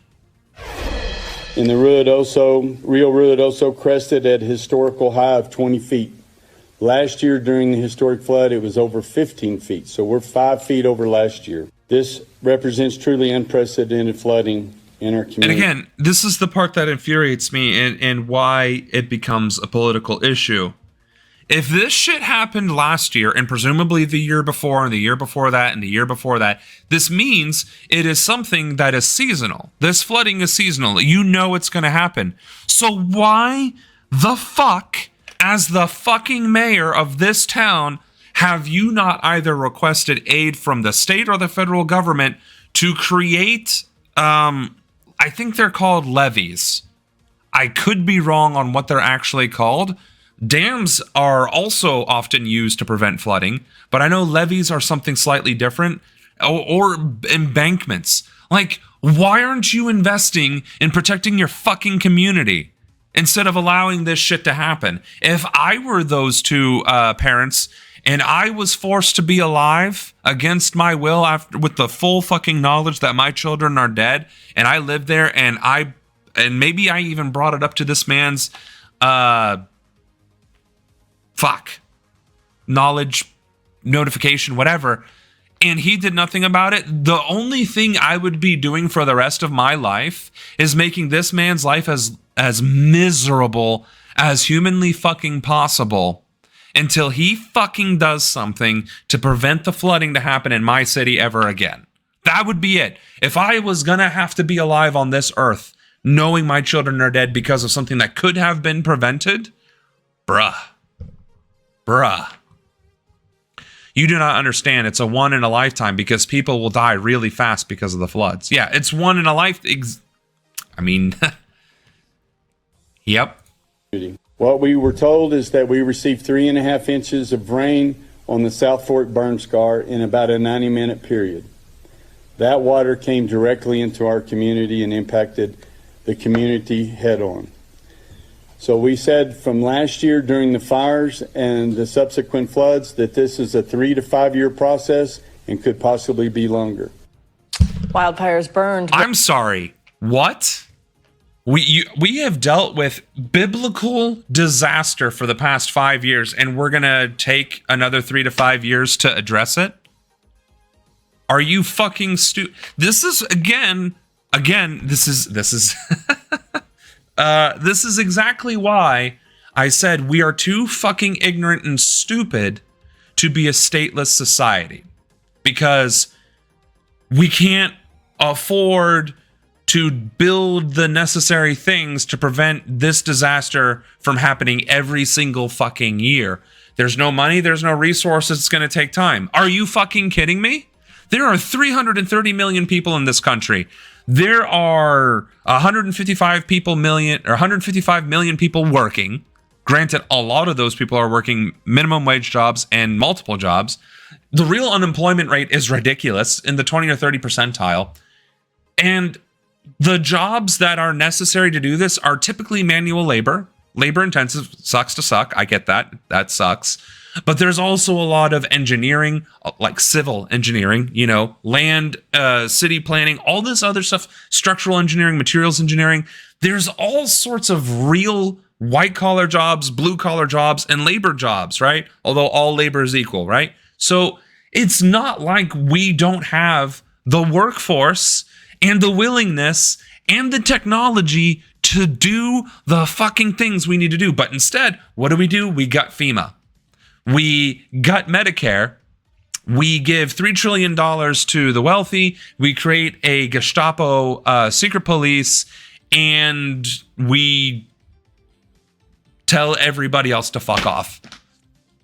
Like, if we can just create $3 trillion out of thin air or gut $3 trillion worth of programs, then why in the ever-loving fuck are we not doing something meaningful and purposeful to help the people?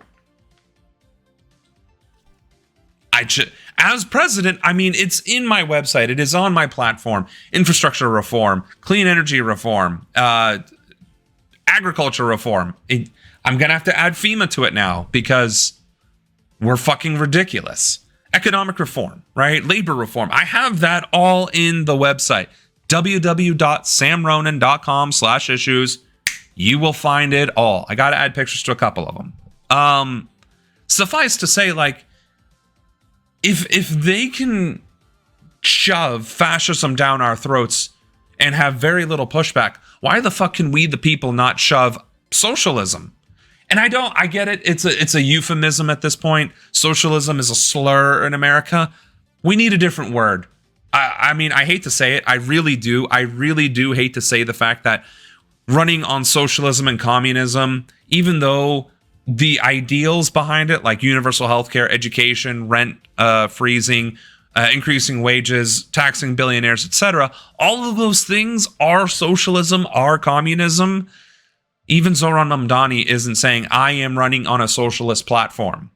It's democratic socialism, right? You got to do a hyphen or a demographic or an adjective in front of the socialism. So we need a better word.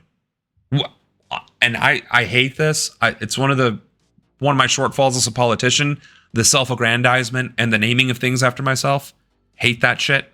But Ronanism, Ronanomics, right? We have Reaganomics, which is trickle-down unfettered capitalism, right? So Ronanism, fuck it. I don't like it. I don't like it. But if that's what we have to do to move forward so that we don't use socialism or communism anymore, because those are slurs in America, let's call it Ronanism, Ronanomics.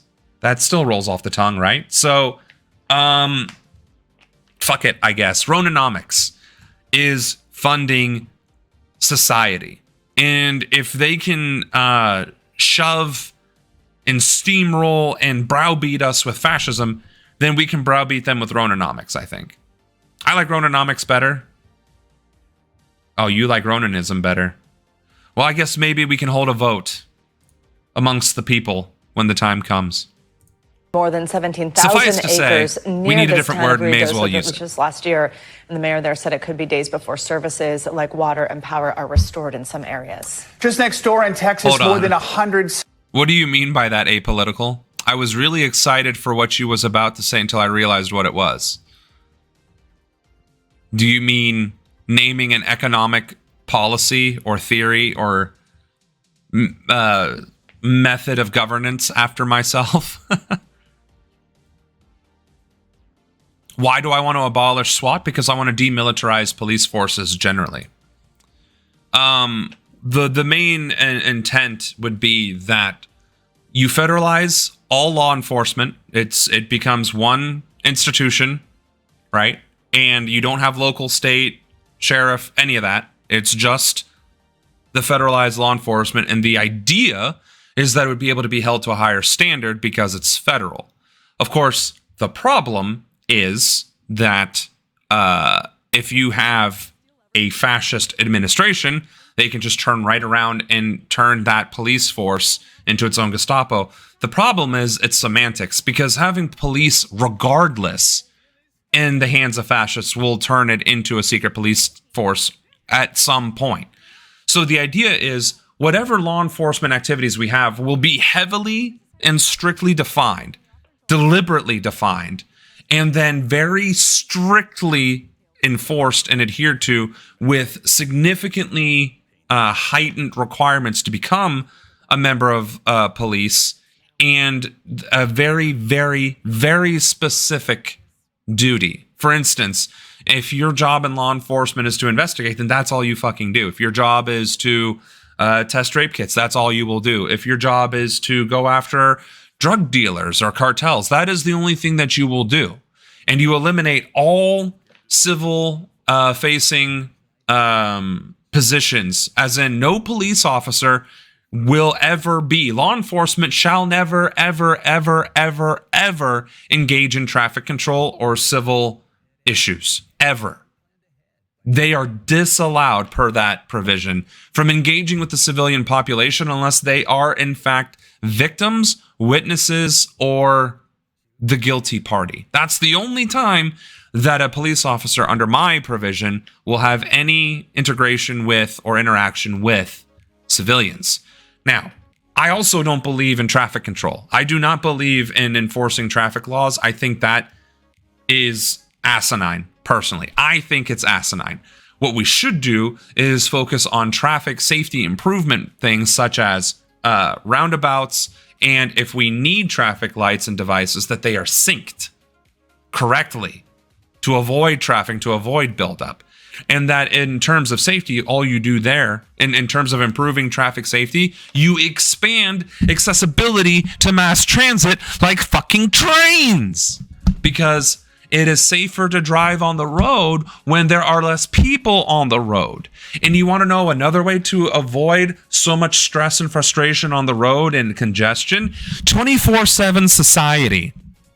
Instead of forcing everybody to be on the road between 6 and 6 every fucking day of the week, distribute society, right? Instead of only being able to go to the bank between 9 and 5, we have 24/7 banking, which will also be federally owned and sponsored because, again, for-profit institutions are a fucking problem. So now we have a federal banking system, which will be, or most likely, integrated with the post office. So now you can go to the bank 24/7, 365. You can get your mail 24/7, 365. You can go to the doctor 24/7, 365 because it is all publicly funded thanks to Ronanomics or Ronanism, whatever.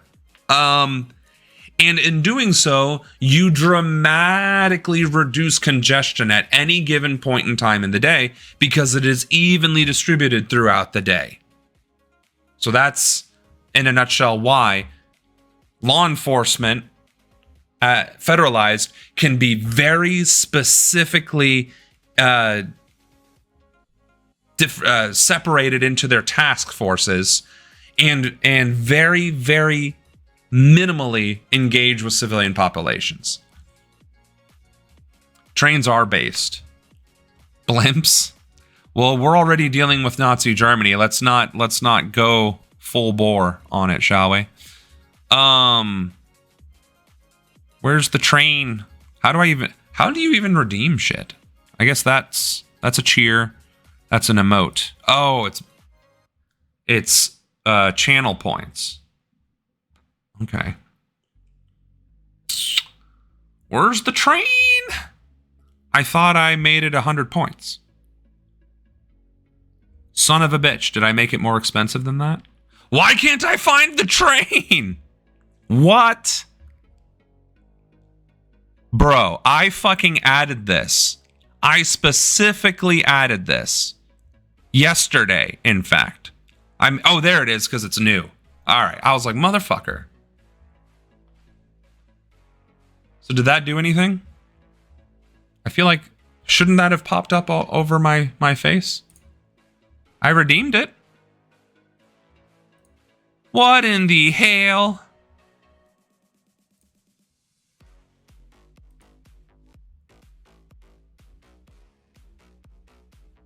What the hell? Okay. I guess I have to go back to the drawing board then, because that definitely should have fucking worked. Something should have happened with the redemption. Not to get derailed from the stream to focus on making the trains work, but power up and channel points, manage them.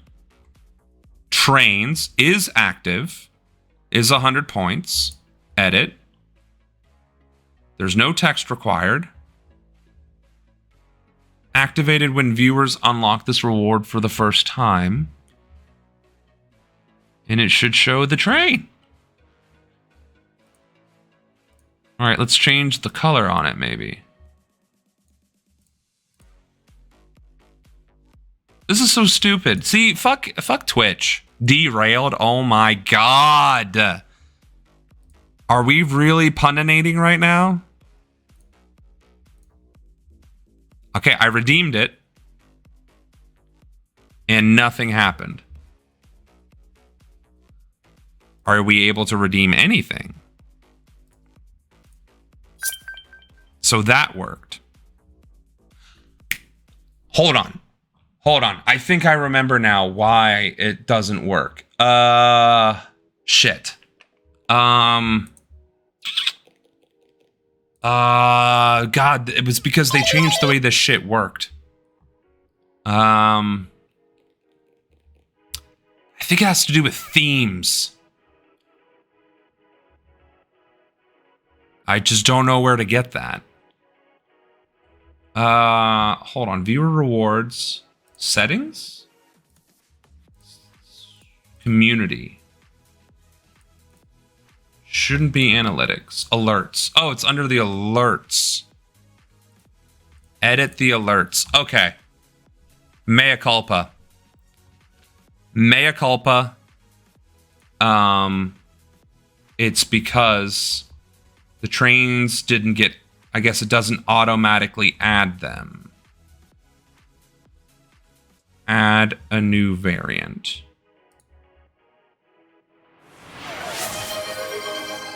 Ugh. Fuck that. All right, so trains. And then we got to find trains. It's going to be a duration of like 3 seconds. We will actually add sound to it, but I don't know where my train audio file is. So now it should work. As of this moment, it should work. So somebody please do the train while I'm still in the fucking screen.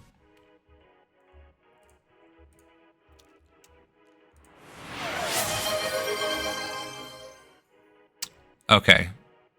So it needed the image library. See, okay, so at least okay. But that was the reason why it wasn't set as an alert. So I'll fix that later. Okay. Yeah. It looks like you want a common reward in a video game. No, that's exactly the default GIF that is used for creating new alerts. So my fault, my bad. I'm a terrible streamer. And I don't know how to be entertaining, apparently, and be engaging with my audience. So, after this stream, I will fix that. Because I do... Hey, Square Enix, please don't copyright strike me when I use your Final Fantasy VII train choo-choo noises that I legally downloaded from the internet. Hey, if I could give you back your money, I would. I actually... don't have the ability to refund, according to Twitch rule, terms and conditions, no less. Okay, so Dr. Bear, the only problem I see with demilitarization of law enforcement is because of how heavily armed the civilian populace is, and having worked in a tactical EMS role for a SWAT team, a lot of calls involve a heavily armed suspect. Right. And that department of the federalized law enforcement, the way I envision it, would be the tactical response team for that. But SWAT is usually an attachment to an existing police force, and they get ridiculous amounts of funding so that they can have their paramilitary gear so that they can jack off with their roid rages and then abuse citizens with it. Again, I recognize that in society, our society, we still need law enforcement because there is crime. However, and I really want to emphasize, crime exists primarily in a society when the population committing the crimes do not have their material conditions met. Period. enter. Next paragraph, okay? To emphasize the point that I'm trying to making. Crime also occurs when people in positions of power or authority or influence lose their empathy and humanity towards their common man and become sociopathic in nature and engage in criminal activity that harms others. There are two major reasons why people commit crimes. They're poor or they're too fucking rich. Now, under Ronanomics, nobody's going to be poor. Nobody's going to be rich. Okay? But I can't be rich. I can't start my own business. You can start your own business. You can start your own. You can open up a coffee shop. You can run a bar, tattoo shop, massage parlor. I don't give a shit what you fucking do. However, the second you start being bigger, risk starts happening, right? The scary shit happens, like the rich thing where you start forgetting that you're a human being that bleeds, and you start lording your success and your power and your influence over others and making them slaves for you. Now, I just quoted Britney Spears, my bad. Moment of passion, you're absolutely correct, but that's not something you can police regardless, right? Like, that's not something you can prevent. You cannot prevent crimes of passion by definition, unless you want to get into the Minority Report.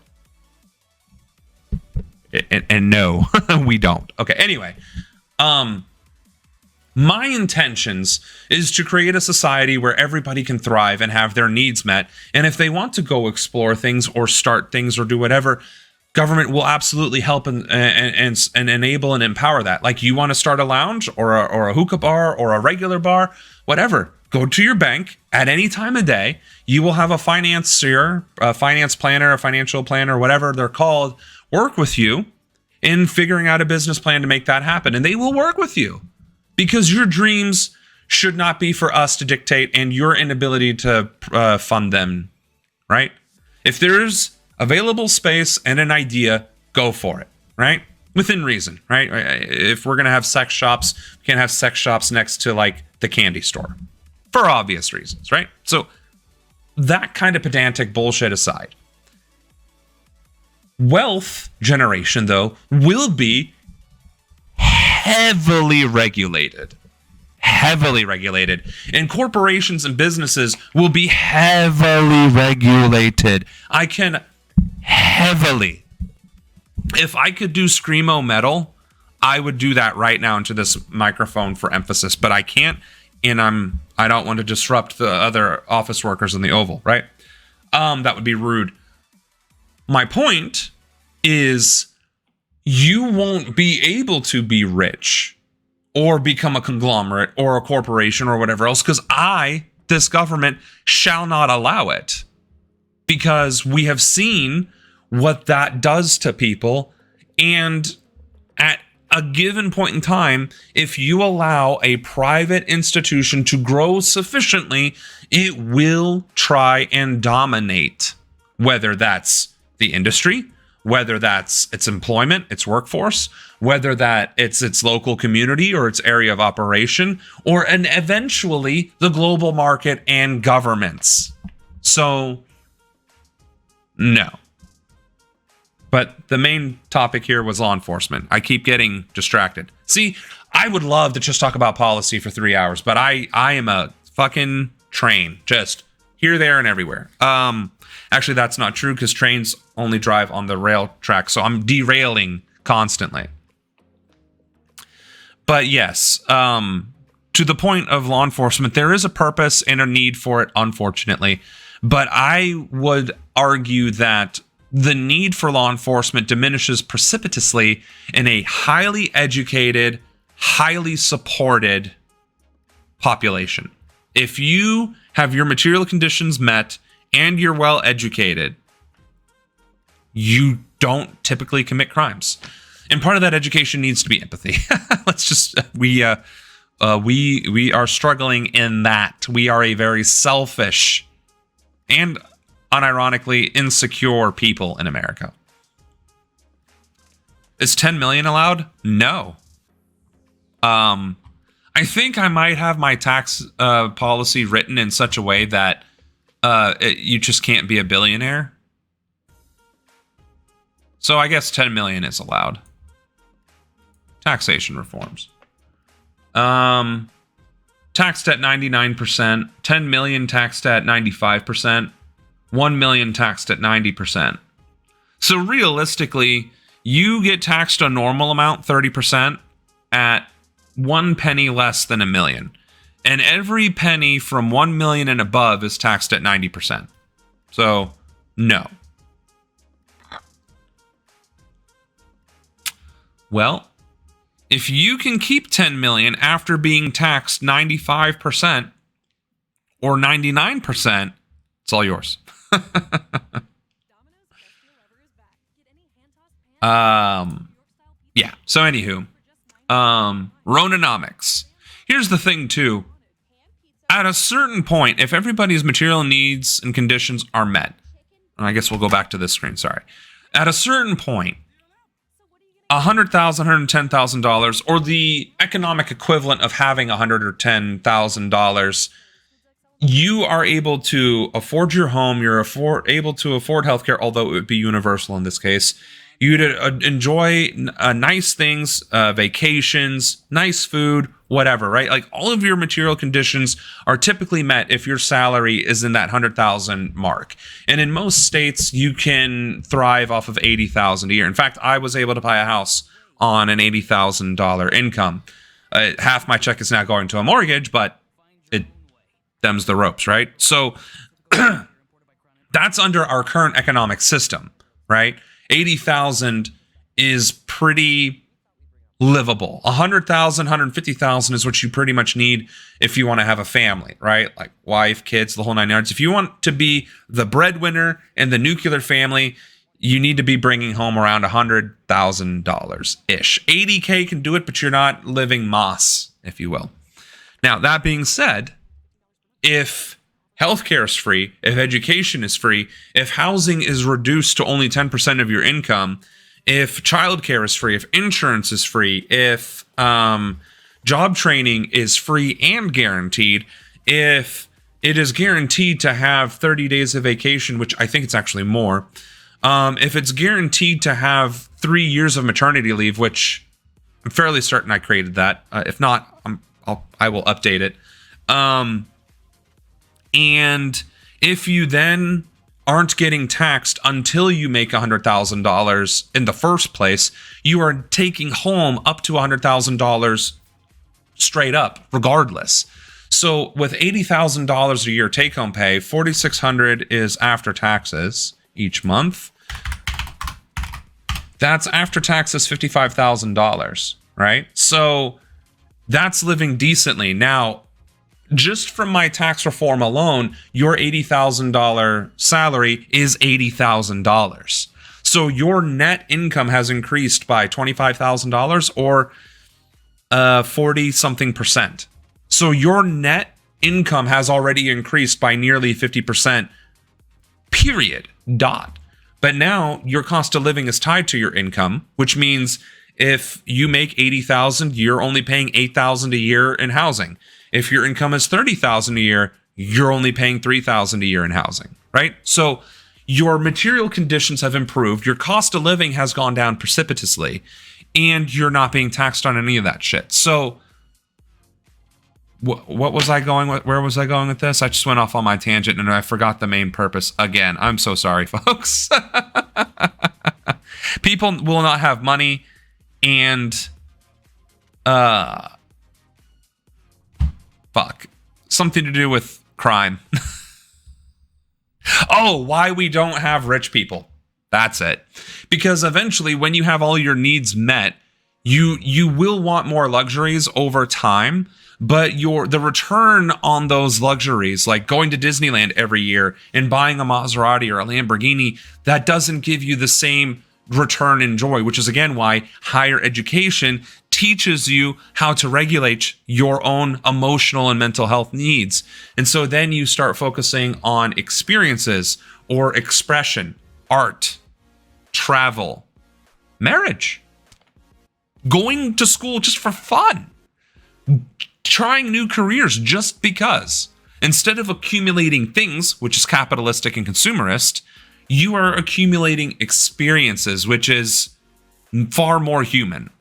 And I think that was the main point I was trying to give. So sorry. That's probably not a great sign. That probably means I need more sleep.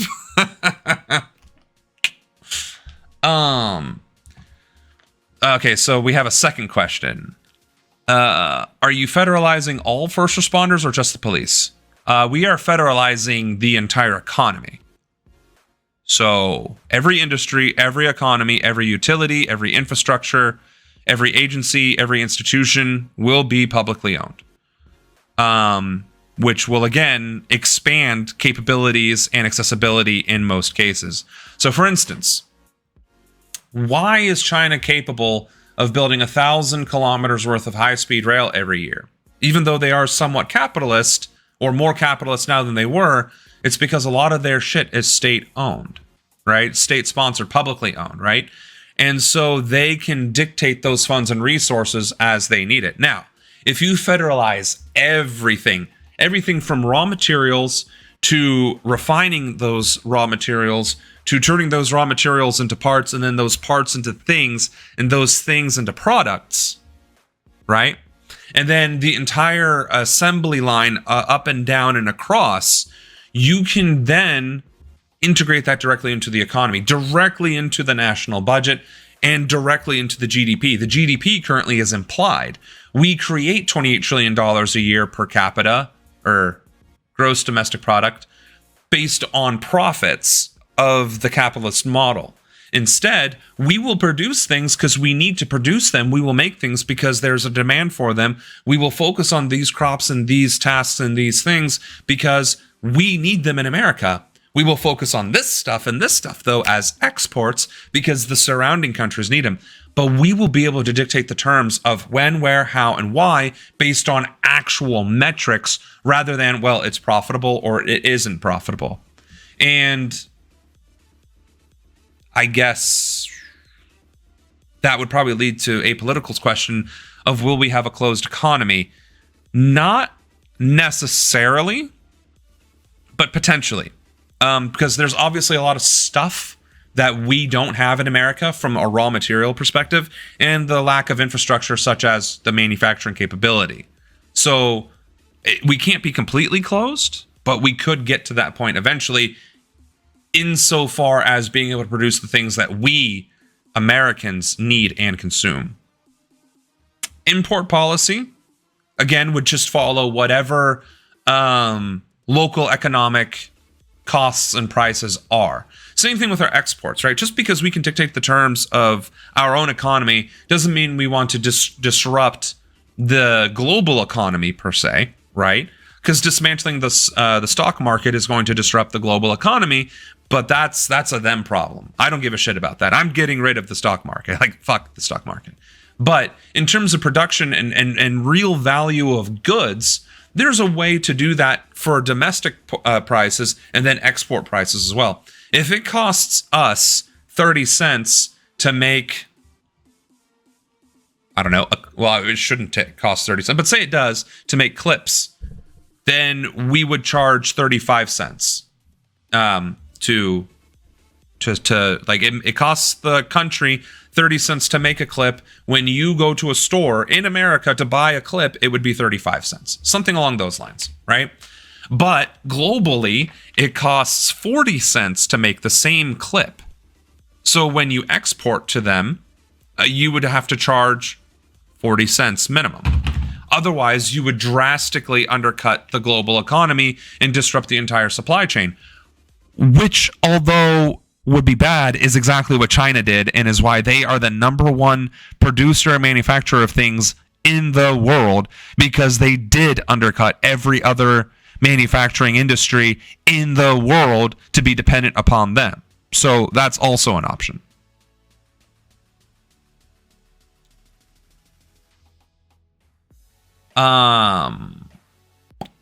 Because they make the highways out of cheap concrete and made poorly, right? Because right now, that's the most profitable way to make things, is to make shitty roads and shitty bridges and everything else, so that in 5 or 10 years, you can get another juicy contract and do it all over again. Instead, if it was all federally owned, we would make roads that last a century or millennia. Roman road, I don't think you realize Romans created roads 2,000 years ago that are still in use today, unironically. That are actually used with cars on them, with foot traffic on them, with modern stuff. Roman roads are still being used.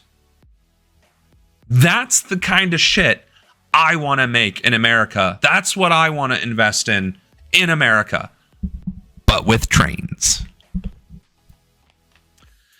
Before I became kind of a socialist and before I hated stocks, I tried to find a stock of a company that was ethical. I never bought stocks. Sir, apolitical, we can't, we're not going there with your next comment. We're not going there because I'm trying to be president of a country and stop fascism. We're not going to play those games. We're not playing those games. Ronan Concrete. I like that, though. Definitely here for that. Are they being driven on? Yes. There are Roman road, not every Roman road, but there are Roman roads that are being driven on, and that were used for that entire 2,000-year span with horse and buggy. So, like, again, the clip-clops of hoofses in chariots, and because that's why they were made, is for chariots, right? The tactical war machine of the ancient eras. They had that on them again for the past 2,000 years. So. No, Roman roads are the shiznit, and it has to do with apparently the way they mix the concrete, how it's not perfectly smooth. Ours is actually too smooth, and then they mixed volcanic ash, and so those two compounds coming together and being mixed with sea salt or seawater makes them infinitely regenerate, which is why a lot of Roman architecture still exists. Military innovation strikes again, exactly. Since we are modeling after Rome, can I be the emperor? Just ignore the semi-nude men in my court? I mean, no, you can't be emperor because we don't recognize nobility in the United States of America per the Constitution. Will I ban TikTok? No. But it would be publicly owned. And so would Facebook, so would Twitch, so would XSplit. Every company in America, headquartered in America, based in America, or even foreign companies that do business in America shall become publicly owned. And if they don't like that, then they can fucking leave. But they're going to leave their shit behind. Because we paid for it through subsidies or tax breaks or whatever else. So it is belong to us. The Roman tradition of femboys. Listen here, you little shit. You know what? Sure. The Roman tradition of femboys. Let's go. We're going to bring back Lupercalia. We're going to bring back Saturnalia. We're going to bring back all the things. Okay, Trump. The Constitution doesn't apply to you, True Steel. I have a pension through my job that has my money invested in the stocks. I drive my advisor insane because I'm always messaging about companies and industries that I don't want my money invested in. He's like, how do you expect me to make you money if you don't let me invest your money on the corporations and industries that make the most money? Well, you can do what I did. And even though I sued my former employer, Plug, and won $11,000 for not paying me overtime, they are a hydrogen company. And I believe in clean energy, and I believe in hydrogen as a fuel source. So they fucked me, but I still believe in what they're doing. So I invested in that company. I would also invest in cannabis. You post a lot on Facebook that is corruption. What do you mean by that? I'm posting a lot of corrupt shit on Facebook? Or am I posting a lot of shit that is highlighting corruption? Because I'm not saying that I want to be dictator-in-chief. I'm not saying I want to be emperor, god, king of the universe. I'm saying that this shit needs to stop. And although it is fascistic. And although I want to be president and abide by the Constitution, it will take unilateral intervention to remove it. That's just an unfortunate reality. If you want to get rid of a fascist, you're gonna have to crack a few eggs, as they say. Bring back more nuclear power plants. Why? When thorium exists and is much safer. Also, nuclear fusion would also be significantly safer than regular nuclear power plants and fission. You wouldn't be... What is chat turning into right now? Some of you are calling me emperor. Some of you are trying to become the emperor. Others are rightfully checking to make sure I'm not trying to become emperor. Everything's going on right now. And I guess I get the hiccups again. I need an answer though. We're gonna go back to the video.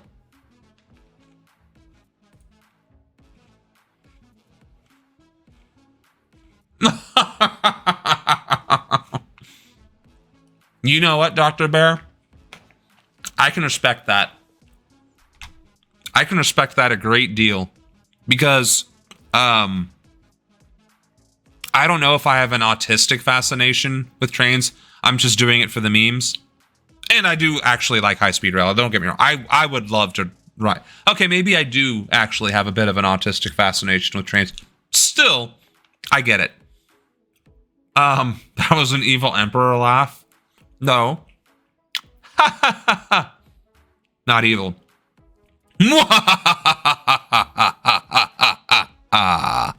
That's evil, emperor.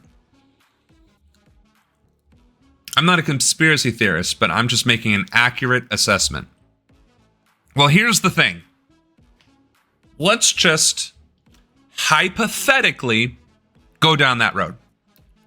We currently have a fascist who is using fear, power, and force to control a scared and divided population, who is seeking authoritarian power and dictatorial rule.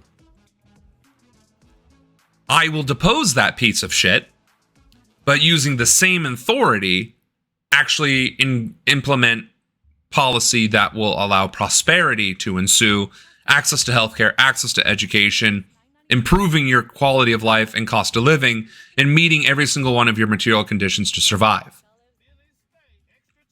I mean, if one of these two is going to be a reality, wouldn't you rather have this? Or would you rather have fascism and fear?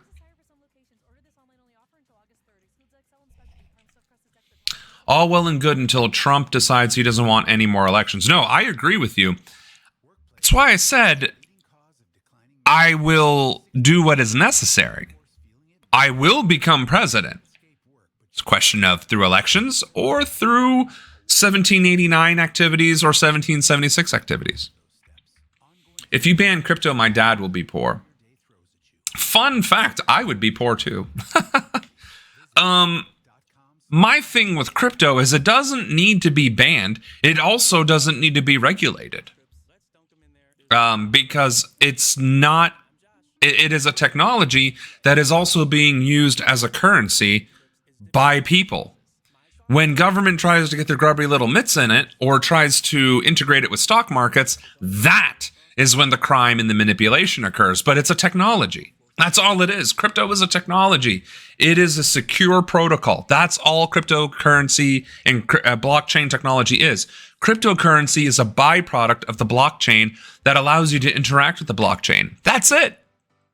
And the worst part is there comes a point where the blockchain uses all of the currency because of the fees and the gas fees to run on the blockchain. So really and truly, crypto is a self-destructive entity, and we need to develop a technology using blockchain, which is intrinsically secure, or at least aims to be intrinsically secure, that doesn't literally Ouroboros itself.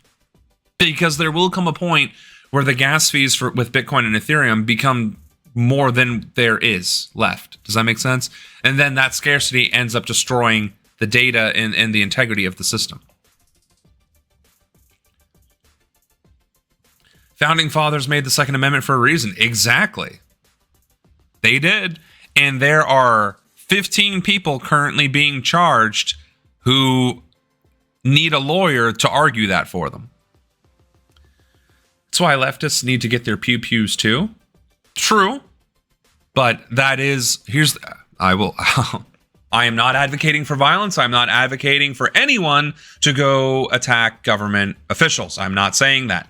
What I am saying is our government is prepared for armed resistance. It is not prepared for a general strike. Okay? That being said, if you do arm yourself, don't be a fool and try and be Rambo. Rambo was a Special Forces Vietnam veteran and a fictional character. Okay? You're not Rambo. Rambo wasn't even Rambo. Chris Kyle wasn't fucking Rambo. Okay? There's another guy who was the most decorated person in all of American history. He was close to being Rambo. That guy actually was pretty fucking close. But that was one guy in all of American history that came close to being the fictional Rambo. You ain't that. You and your 10 friends ain't that. So, if you're gonna be armed, that's your right. Do it safely, do it smartly. If you think you and 10 of your friends are gonna go raid a federal facility that is secure, you're brave and you're being patriotic for, wanting to rescue the kidnapped and trafficked migrants, but you're an idiot.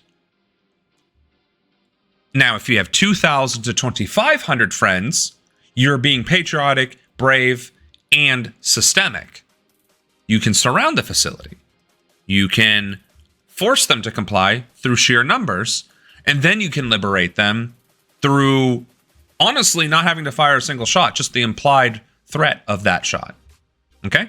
But understand, if you do that, the military, guard, and every police institution in that state is going to converge upon you.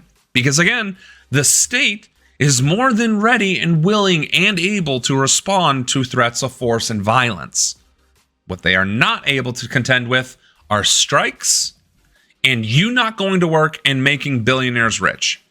If we had a general strike, if COVID 2020 happened again, and we were ordered into our homes, and then when they told us we actually don't want to do that, and we tell them to fuck off, they would not have any response to that.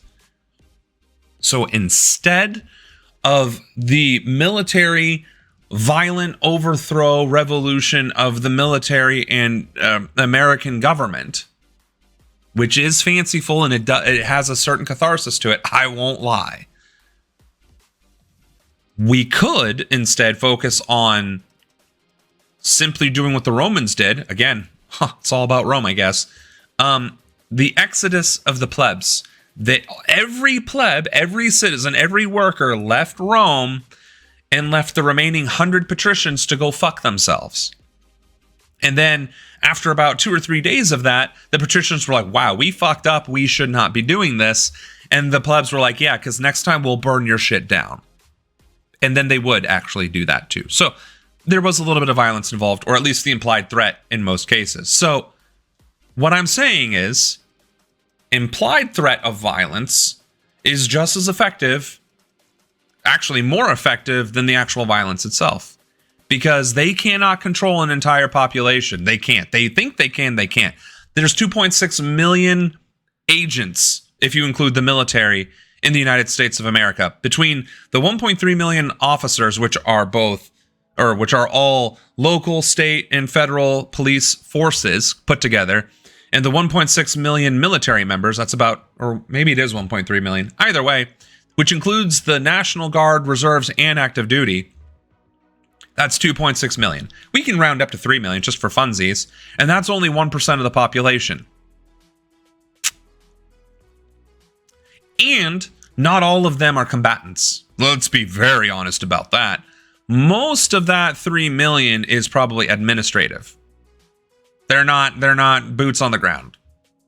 So let's call it 1.5 million are actually aggressors. Now we're at 0.5% of the population. And of that 0.5% of the population, how many of those fuckers do you think have the audacity to actually turn weapons on citizens exercising their rights? And the first one that does, do you think that's going to go well for them? I mean, if it's protests on behalf of Palestine, sure, that whatever. But I'm talking about a true general strike, something that isn't quote unquote divisive. It's just, we're not going to work if you're going to be fascists, right?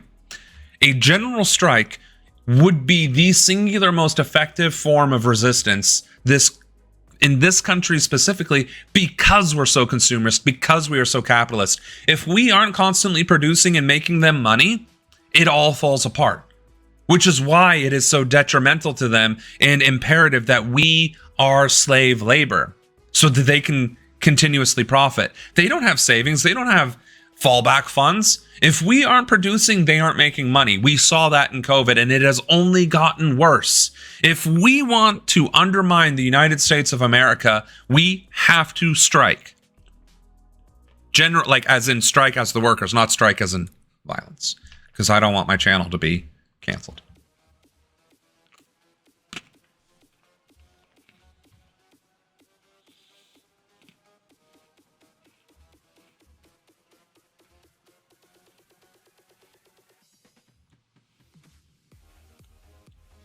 All right, so my Rambo comments. The U.S. has never been good at fighting guerrilla warfare, which is true. The Ronans. Ronan warriors. Just to keep it with Rome. Ronan legions. In the words of philosopher poet Fidel Castro, asking politely with a gun in your hand is always better than just asking polite. Did Fidel actually say that? Holy shit.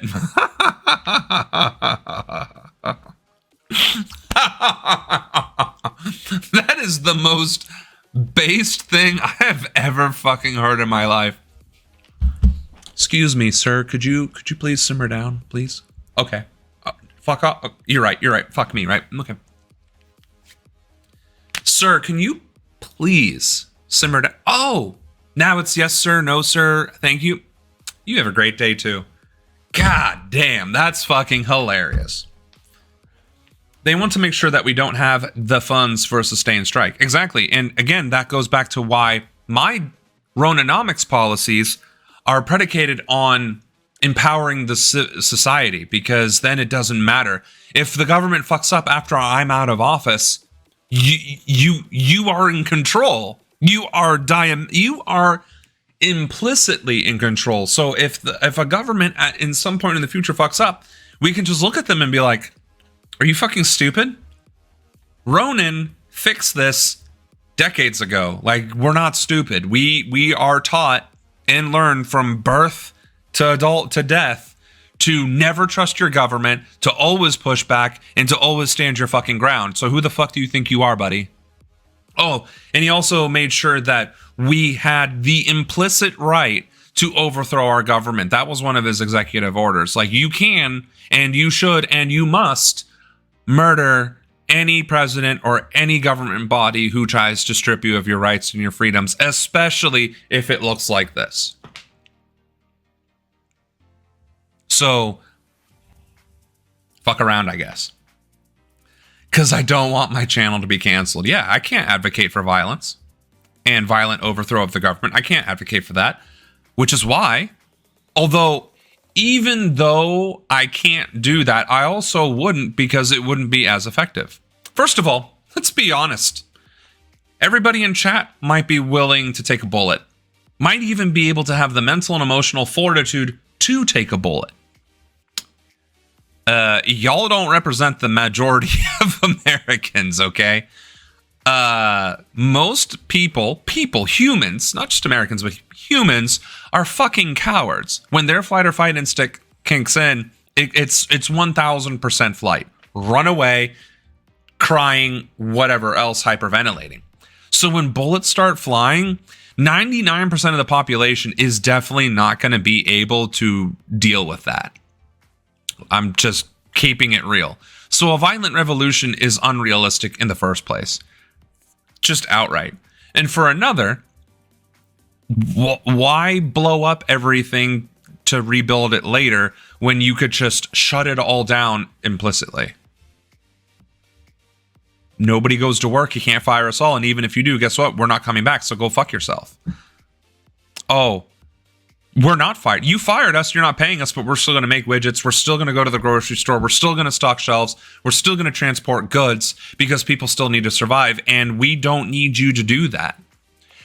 Again, it's about building the realization that we, the people, we, the laborer, we, the workers of the world, do not need capitalism. We don't need bosses. We don't need CEOs. We don't need managers. I mean, we might need like management, but we don't need those kinds of managers, right? We just need people to make sure that the I's are dotted and the T's are crossed so things aren't intersecting with each other, right? But once we, the people and the workers of the world, unite and recognize that we don't need to be having overseers cracking the whip and making our lives miserable, like there's no going back from that. And we've been very close in America several times from getting that. And Europe is becoming just complacent enough that they forgot where they came from. But most countries that have achieved it aren't going back in any form or fashion. The French, well, maybe I shouldn't even say most. There are definitely some countries that are refusing to go back, and the French would be the prime example. They will riot over everything. And they should be the number one example for the rest of us to follow. It's like they took care of this in 1789 and never let them forget it.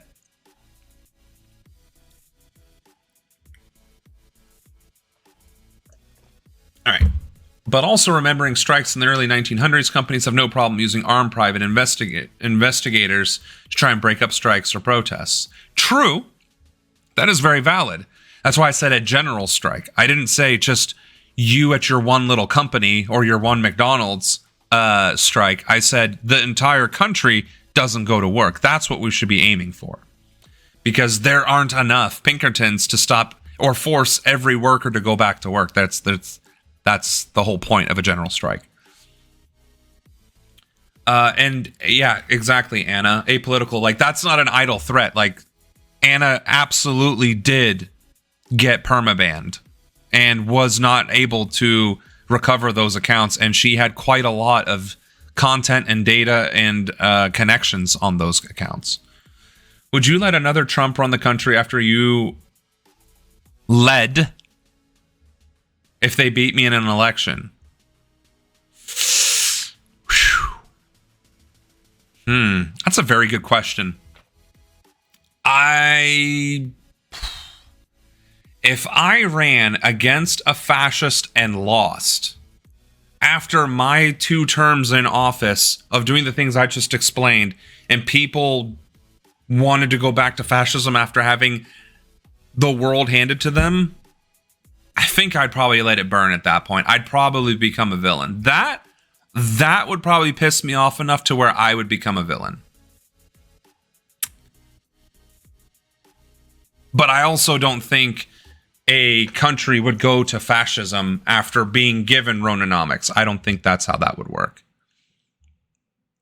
It's why armed strike breakers are so effective. The French riot if there is too little toilet paper. Exactly. Every American deserves a sort of trip to a socialist country like a spa visit to calm down a bit from America. I mean, honestly, and my economic policy would facilitate that. There's only one plan. I agree with the French. If I can read through my toilet paper, I would want to start a riot too. And to experience what socialism is really like. Yeah. So, apolitical. I hope I answered your question. I don't think another Trump, while I'm alive, would ever rise, because I would ensure enough of the domestic policy that I implement would empower people implicitly enough to where they wouldn't become complacent again, or in the near enough future where I'm still alive, that it would happen while I'm still breathing. Maybe I have too much faith in humanity. We'll see, I guess. That's a good question. That's actually a very good question. That is actually probably one of the best questions I've been asked. Would I allow another Trump run the country after my administration if I lost in an election? I mean, honestly, my knee-jerk answer is no, because we can't have fascism. Like, I would not allow bigotry and discrimination and the violation of the Constitution and all that shit to happen especially if I have the means to stop it. So no, honestly, I don't think I would. Nope. But if somebody like that beat me in an election, that means I failed somewhere along the lines. Because I can't imagine, because again, we have historical reference. FDR was elected 4 times in a row because of the little bit of socialism that he did do. Right? And he wasn't a socialist. He was very much so a capitalist, but he was like, if we don't at least take care of the people a little bit, they're going to lynch us. And I don't want that. At least I don't want that for me. I want that because he was racist, right? So, let's see. My daughter, Leia, would run for president after Sam's rule. Well, she's not going to be 35 by 2037. But I guess I see what you're trying to say there. I got a question. What would your policy be around the Second Amendment? Oh, I have that. I have that policy. That policy I absolutely have written. It's called, I believe, I keep changing it to like from responsible gun ownership to something else. So I just want to make sure I kept it as responsible gun ownership. So I did. And the idea is I would establish national militias. So there would be a militia in every single county in the country, and that would be federally funded and sponsored, and you register with the militia to become a gun owner, and you go through your firearms training with the militia, proper firearm safety, handling the whole this, that, and the other. You do your background check, this, that, and the other. You get your license, and you get a license based on the type of weapon you're doing and the kind of ammunition you want access to. But unfettered access to either. As long as you go through the training and you get the qualification, you can have fully automatic firearms for all I care. You can have a flamethrower, you can have a tank or a howitzer for all I care. If you can afford it, you can fund it, you can train for it, and you can be held accountable for it, we will license you. But the accountability part is what is really important here. If you take your fully auto 50 caliber turret rifle, drive to a bank and shoot it up, you're going to prison for terrorism charges, period, dot, end of story, and you will be put to death. Actions have consequences. Hey, if you have $300 million to buy an F-35 and maintain it, sure. But again, you're going to be taxed at 99% or 95% at that point. So think about that. Remember that. Flammenwerfer. The Ronan regime. Jesus Christ. I mean, I could joke about it, but like, I'm in the Oval right now, so let's not joke about that. What happens to people that don't want to work out of laziness or unknown reasons? Those people will be put to their own devices, because humans do not exist to produce for some other entity. The idea would be that people would want to express themselves and want to participate in society, right? But if all you want to do is sit bonbons, be fat and lazy, and take up our healthcare system, that's your right. That's your freedom. That is your choice as an American. It is my job as a leader to inspire you to not want to do that. To not just throw your entire life and potential away out for boredom and complacency. My job is to inspire you to be a part of the American dream, to be a part of the American experience, to engage in culture, to engage in art or travel, to engage in whatever work there is there, to make all work feel valid and viable and all the other warm, fuzzy words that go along with that, right? Dignified. That was the word I was looking for. Right? Because right now we don't respect janitors. We don't respect sanitation workers. We don't respect laborers. We don't respect day workers. We don't respect operators just on the assembly line. We don't respect them. But if we can create a culture of embracing all forms of labor, not just white collar jobs or the sexy jobs or this job or that job, people will be inspired to participate in the process. And then with the recognition involved too, like, hey, it is your name that's going on this widget. Like, this widget assembled by Sam Ronan, this widget assembled by Dr. Bear, this widget assembled by Apolitical or Ana La Diosa, right?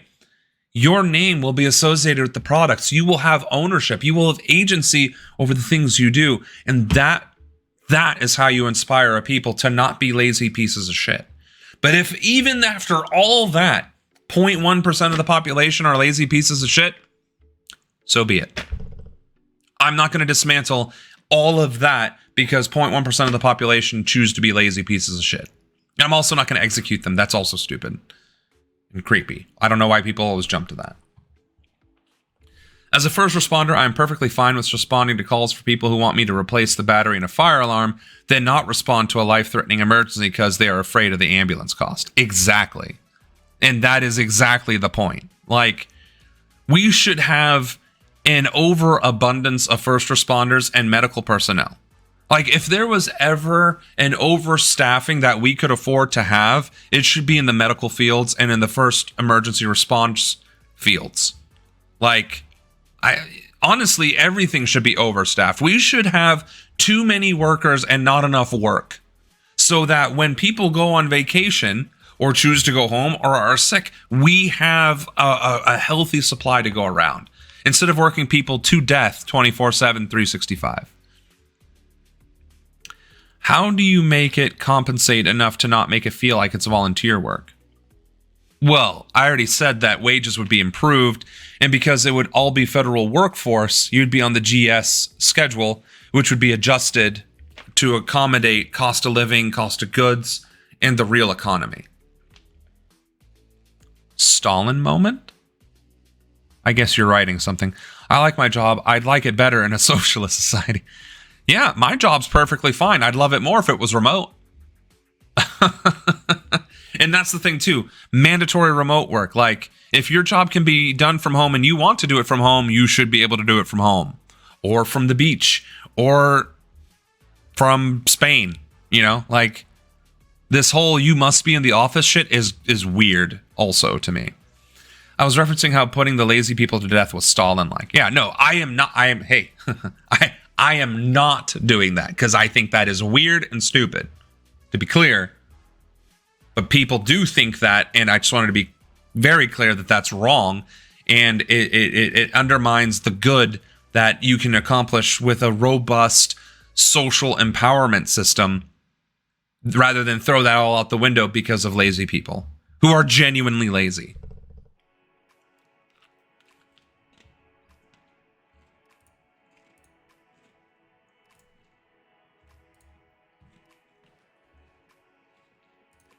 All right. 70 people are still missing. At least 100 are dead after the catastrophic July 4th flooding there.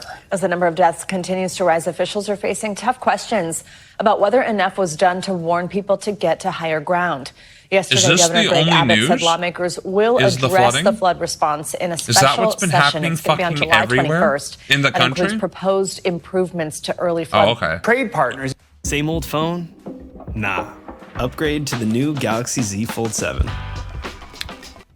Need a break from really unskippable ads? Fuck you. Blah, blah, blah, blah, blah, blah, blah. Fuck you. Nobody wants your shit. The president just announced a 50%. You know what? Apparently, I am going to add getting rid of fucking ads on everything.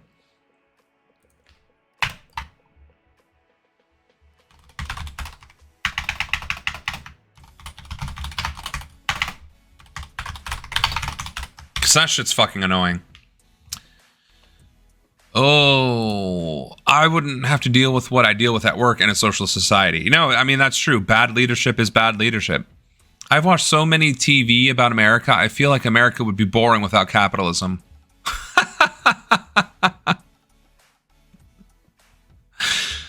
I mean, we wouldn't be your trashy Jerry Springer show, that's for damn sure. And I could see how that would be slightly less entertaining. I like living in a boring world. I don't know about you.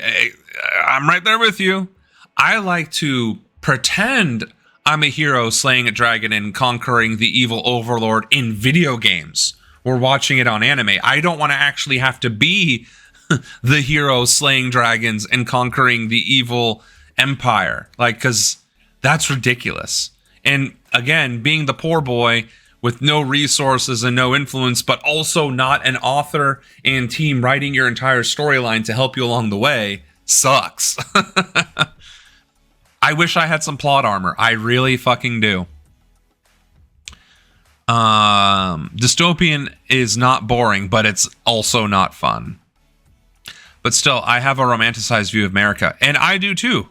And I think Ronanomics will accomplish that romantic view of America. I can't let go of the good image of America, which is exactly what I want to bring to bear. Tariff on goods from Brazil, which could potentially lead to higher costs for consumers. NBC News senior White House correspondent Gabe Gutierrez has the latest. The new trade ultimatums that could impact the price you pay for imports. President Trump sending new letters. Holy shit, they said the truth? Holy fuck. Hold on, we got to hear that again. He said the truth. Gutierrez has the latest. On NBC News. The new trade ultimatums that could impact the price you pay for imports. President Trump sending new letters slapping certain countries with higher tariffs if they don't reach trade deals with the U.S. by August 1st. Among them, a 20% tariff on goods from the Philippines and a 30% tax on imports from Iraq. What do we even get from Iraq other than oil? Formula based on common sense. Liberation over its prosecution of its former president. In the 3 months since President Trump declared Liberation Day. Bro. First of all, the news is so often lying to us that when they actually tell the truth, it's newsworthy. The White House has announced partial trade frameworks with the UK, Vietnam, and China, but no others so far. The president says the tariffs have already been that was one of the inflation. emojis I needed to make. Is the taco. See? Look at this. Where do I take the notes? Okay, Anna, can you just send me a reminder to add a taco alert to stream? Has remained steady. We're taking in hundreds of billions of dollars. We do that for when something is not true here, we've never seen before. Some American companies tell us the president's tariffs have already leveled the playing field. We find it offensive that there are Chinese manufacturers, in my opinion, dumping products in this country at prices below our cost to make them here in this country. Brian Gantz's company manufactures non-lethal self-defense products in Indiana. We're hiring a lot more people in the U.S. as a result of this. But other businesses say the impact has been devastating. Well, the uncertainty is really the biggest problem. Heather Fritchie runs a packaging company. I think I may have heard of them, but only through these kinds of products from China. News the problem is reels. that the last 30 or 40 years have seen the decrease in the plants that we have and the machinery we have and the skilled labor that we have. That was Gabe Gutierrez reporting. As for the tariff threat on Brazil, last year that country was the 18th largest source of imports of U.S. goods with more than $42 billion worth of imports.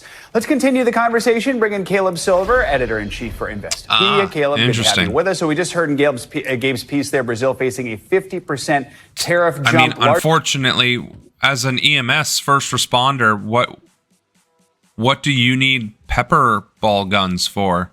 If you're the disaster relief, do they also force you to do riot control?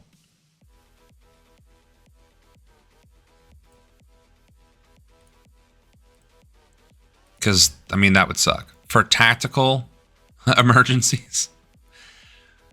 The floodwaters, the fae, the nymphs, the forest creatures.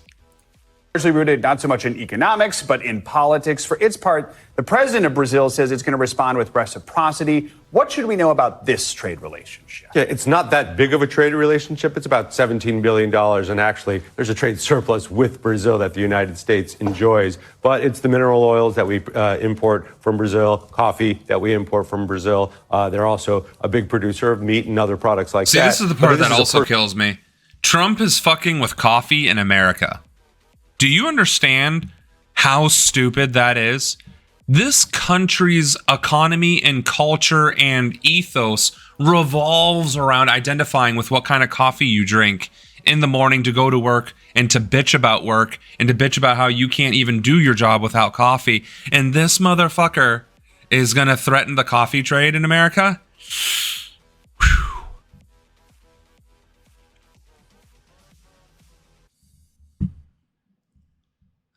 Well, I mean, it is what it is then, right? I mean, I would rather cops be armed with pepper ball guns than live ammunition against crowds, I guess, or to respond to things. But, yeah, gonna have tea in the harbor, but you're also gonna have people in the harbor because if you think road rage is bad now, calm. She just now heard me and told me to calm down because I've been pretty much going on a rant since about 8:15. And I was not calm during most of that. Personal attack more than a trade attack, and the president specified that in the letter he did send to the Brazilian president. He said not only because of the attacks on Bolsonaro, the former president there, but also the attacks on digital trade here in the United States. So hard to know if this is really economics or personal. I think more personal in this case, but yet another country. And then this fucking clown wants to do personal attacks against countries. Like, this is so stupid. Did you know that you can have permanent teeth in just 24 hours? That's right. Nobody cares about these goddamn apps. You actually touched on this yesterday with us, but now we've got. How could that impact the economy? Why is that an important thing to keep our eyes on? Yeah, copper is the third most used of the metals, and we use it basically every. I actually don't think I put anything specific on my policy platform with NATO. The thing is, I don't believe Russia is our enemy. I don't think Putin is evil. I don't think China is our enemy. I don't think Xi is evil. I also don't think the Middle East is our enemy, and I don't think any of their leaders are necessarily evil. I think a lot of these countries have a significantly and distinctly different culture than we do. And I think Saudi Arabia is extremely brutal and archaic in a lot of the things they do, such as the butchering of a journalist. So I would sever relations or very much so change our relationship based on their human rights violations. No, they're not evil. Putin might be a fascist and a dictator, but I don't necessarily equate that to evil. I equate that to power and corruption. But the Russian people are not our enemy. And Putin is reasonable, believe it or not. He only invaded Ukraine because of the Nazi shit that was going on for over a decade. And here's the other thing. Does Putin want to bring back the USSR? Sure, fine. But that's where the UN comes into play, to prevent that kind of despotic behavior and trying to conquer other countries. It's also why China has been prevented from usurping Thailand and Taiwan and all these other countries.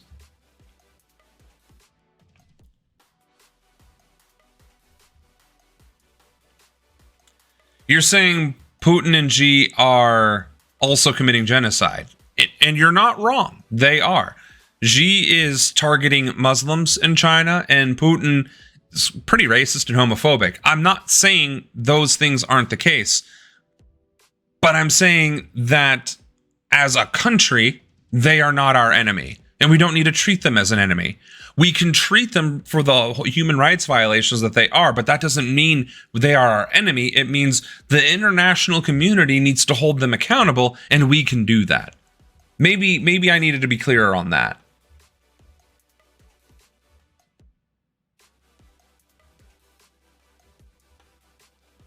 No, I understand that Putin also invaded Ukraine for natural resources and to bring back the USSR. I'm very aware of that. But true, it is justification that they used the Nazi party in Ukraine to do the invasion. That being said, the international community could have stopped the invasion outright, is what I'm getting at. But America was trying to antagonize that shit and wanted to find out if the Ukraine would be able to hold up, and then it turned out they weren't, right? So that's what I mean by that.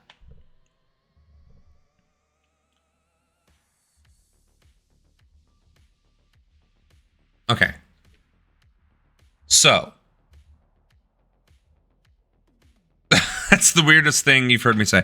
Listen, I didn't say, okay, let me rewind here and clarify. Let me get my choo-choo train of thought correct, shall we? Russia and China are not our enemy. Xi and Putin aren't our enemy. They are the leaders of those two respective countries. That being said, that doesn't mean that they don't deserve to be held accountable in the international community for their crimes and for the actions of their administration. But that doesn't make them our enemy. They are criminals who should be held accountable accordingly. An enemy is a true adversary, a nation, a people, a population, a leader who diametrically wants to erase us from the face of the earth. There's only one example of that I'm aware of happening on Earth right now, where a country could truly declare another country, the entire population and their leadership, as an enemy. And that would be Israel. Palestinians could call Israel an enemy. 100%.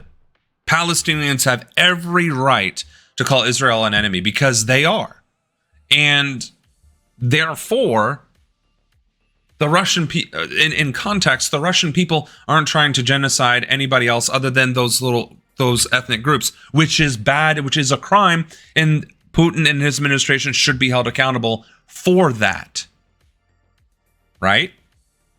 But that doesn't make them an enemy of the United States. It makes them genocidal, and they need to be held accountable for their acts of genocide.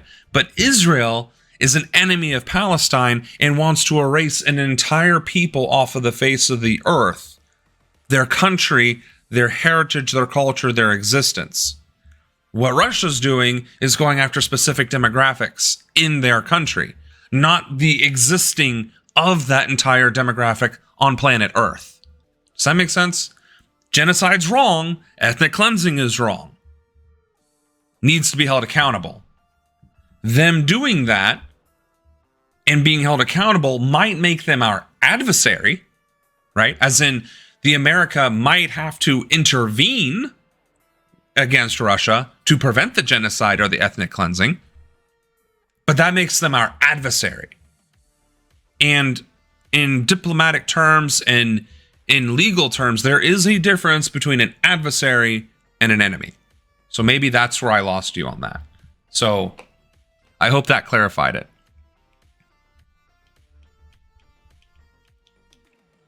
Russia has just as many, if not more, neo-Nazis. I'm not going to argue that. I mean, again, I am A-okay.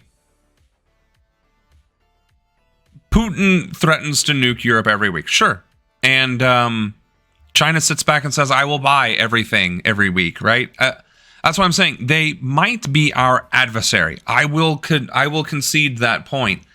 But they have also been antagonized by the Western powers from the very beginning. Okay?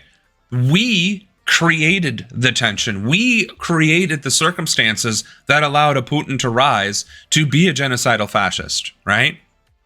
We did that. America specifically did that. That's what the whole Cold War thing is about. China is another product of that because capitalism and communism can't coexist. And because capitalism always veers towards fascism, right?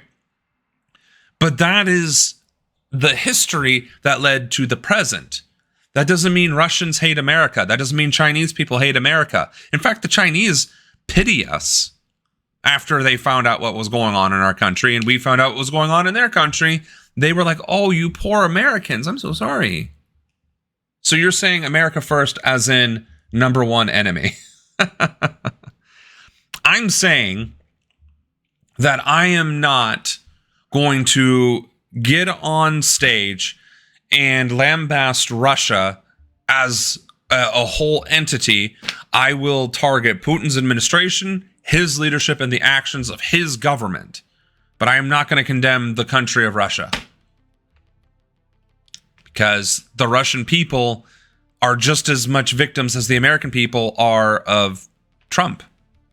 Again, I guess from a geopolitical perspective, I cannot conflate the leadership with the people because I sure as shit am not represented by Trump. Fuck that piece of shit. So that's why I'm saying, like, if you're going to conflate Putin and Xi with their respective population, you're conflating yourself as Americans with Trump. And that's no bueno.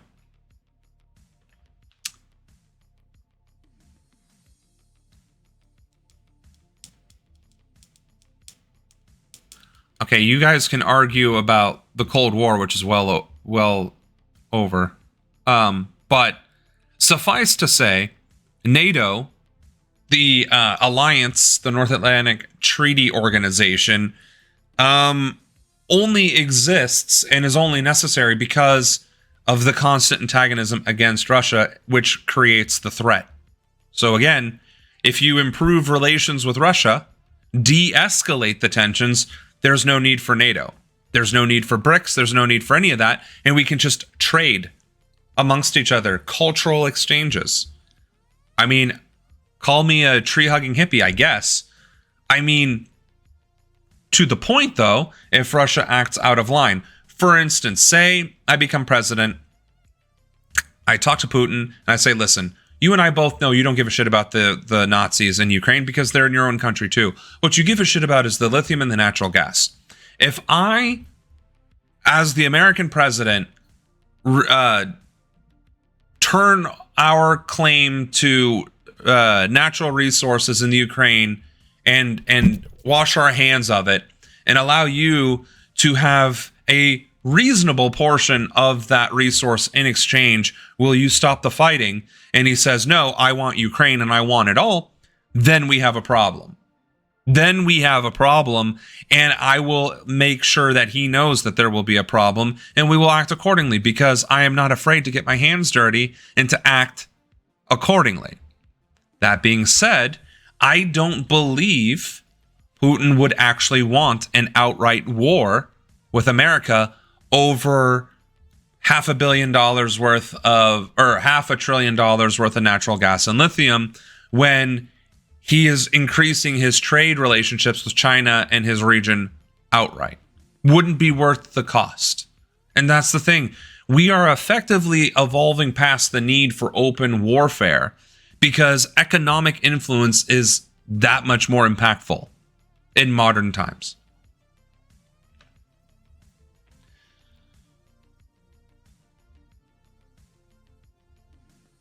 And there's that too.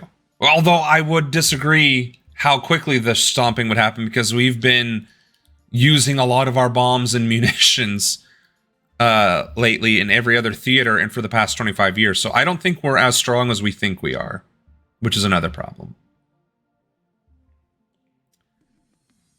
Listen, that's why I'm saying, like, NATO doesn't need to exist if we just reduce tensions in the region. Like, that's all it is. Is it a realistic approach? Probably not. I mean, there would have to be a lot of diplomacy going on to reduce the tensions, and it would require everyone in NATO to stop being jackasses. But that's why I'm saying, like, I don't view Russia or China as an enemy, the country as enemies. I view their leaders with a harsh lens, and they should be held accountable. But beyond that, the countries are just that. They are just as fallible as the United States of America is. And so be accountable to those actions and then move forward. And that is actually a great way to end today's stream. It was a lot less stressful. I guess the end got a little stressful, but that's okay. These are good debates to have. These are great discussions to have. I have no qualms about having these debates and these discussions. These are, I think, what we should be seeing more of amongst our elected leadership.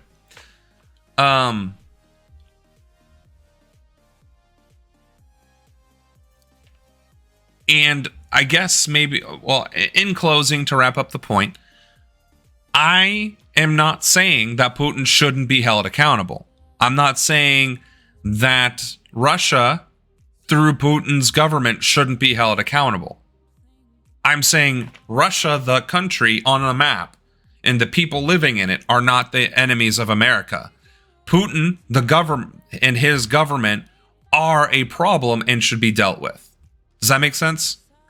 I am not conflating Putin with Russia. I'm conflating Putin with Putin.